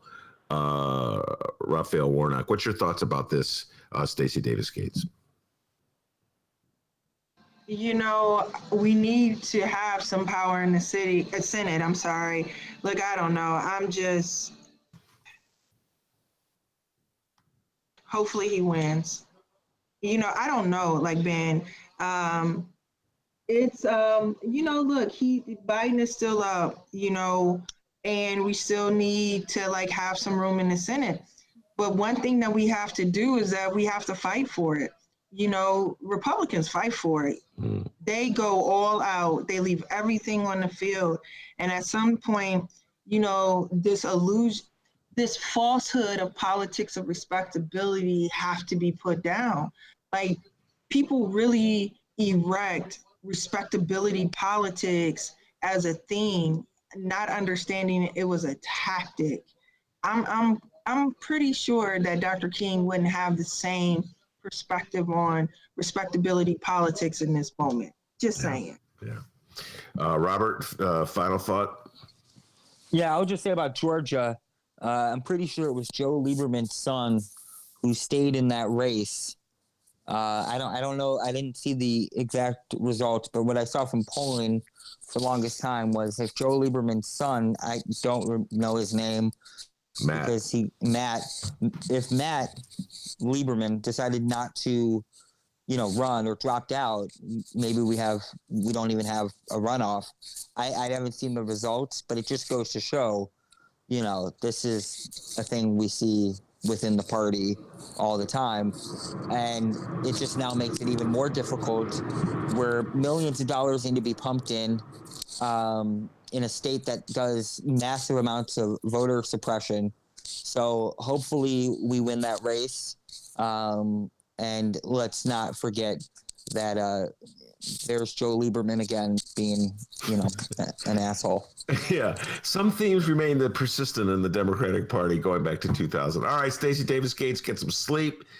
Thank you so much for coming on. As always, good friend of the show. And you too, Robert Peters, State Senator Robert Peters. I got it wrong. You're not Stacey Davis Gates, state senator, but in her heart, you're her state senator. How about that? I would be honored. Right. I would be honored to be Stacey's senator. I'd be honored. Hey, right. Robert, as long as you keep taking those right votes, you are my senator. A little arm twisting here. You are my senator. They call her SDG for a reason. Stacey Davis Gates, thank you very much. Robert Peters, thank you very much. And that'll about shut it down. I was hoping to say definitively that somebody won. Joe Biden won. But D, looks like we're going to be talking about this for a long time because they're going to be counting those votes in Michigan, Pennsylvania, Wisconsin forever. Yeah, lots to talk about tomorrow. Make sure to join us. We're live 1 to 3 p.m. Tuesdays through Fridays. And make sure you can download our shows as well, both Chicago Sun-Times and Chicago Reader websites and wherever else you download your favorite podcast. Thanks for hanging in there with us this evening. It was, yeah. And tomorrow, Monroe Anderson will be joining us. He was predicting... I don't think Monroe's predictions have done too well tonight, but we'll see what he has to say. He's got a whole 24 hours to figure out what he's going to have to say. I want to thank, oh my God, so many guests: Stacey Davis Gates, Robert Peters, Rose Colasino, Tracy Bain, Maya Dukmasova, David Ferris, Jacob Kaplan. Man, they all came out. Good friends of this show. I love them all, man. Just always standing by me wherever I am. And like I said, the results weren't exactly what I wanted, but the race is not over yet. There's still a lot of vote counting to go. And if nothing else, it'll give us something to talk about, right, D? Absolutely. All right. Thank you very much, everybody. Take care. See you tomorrow.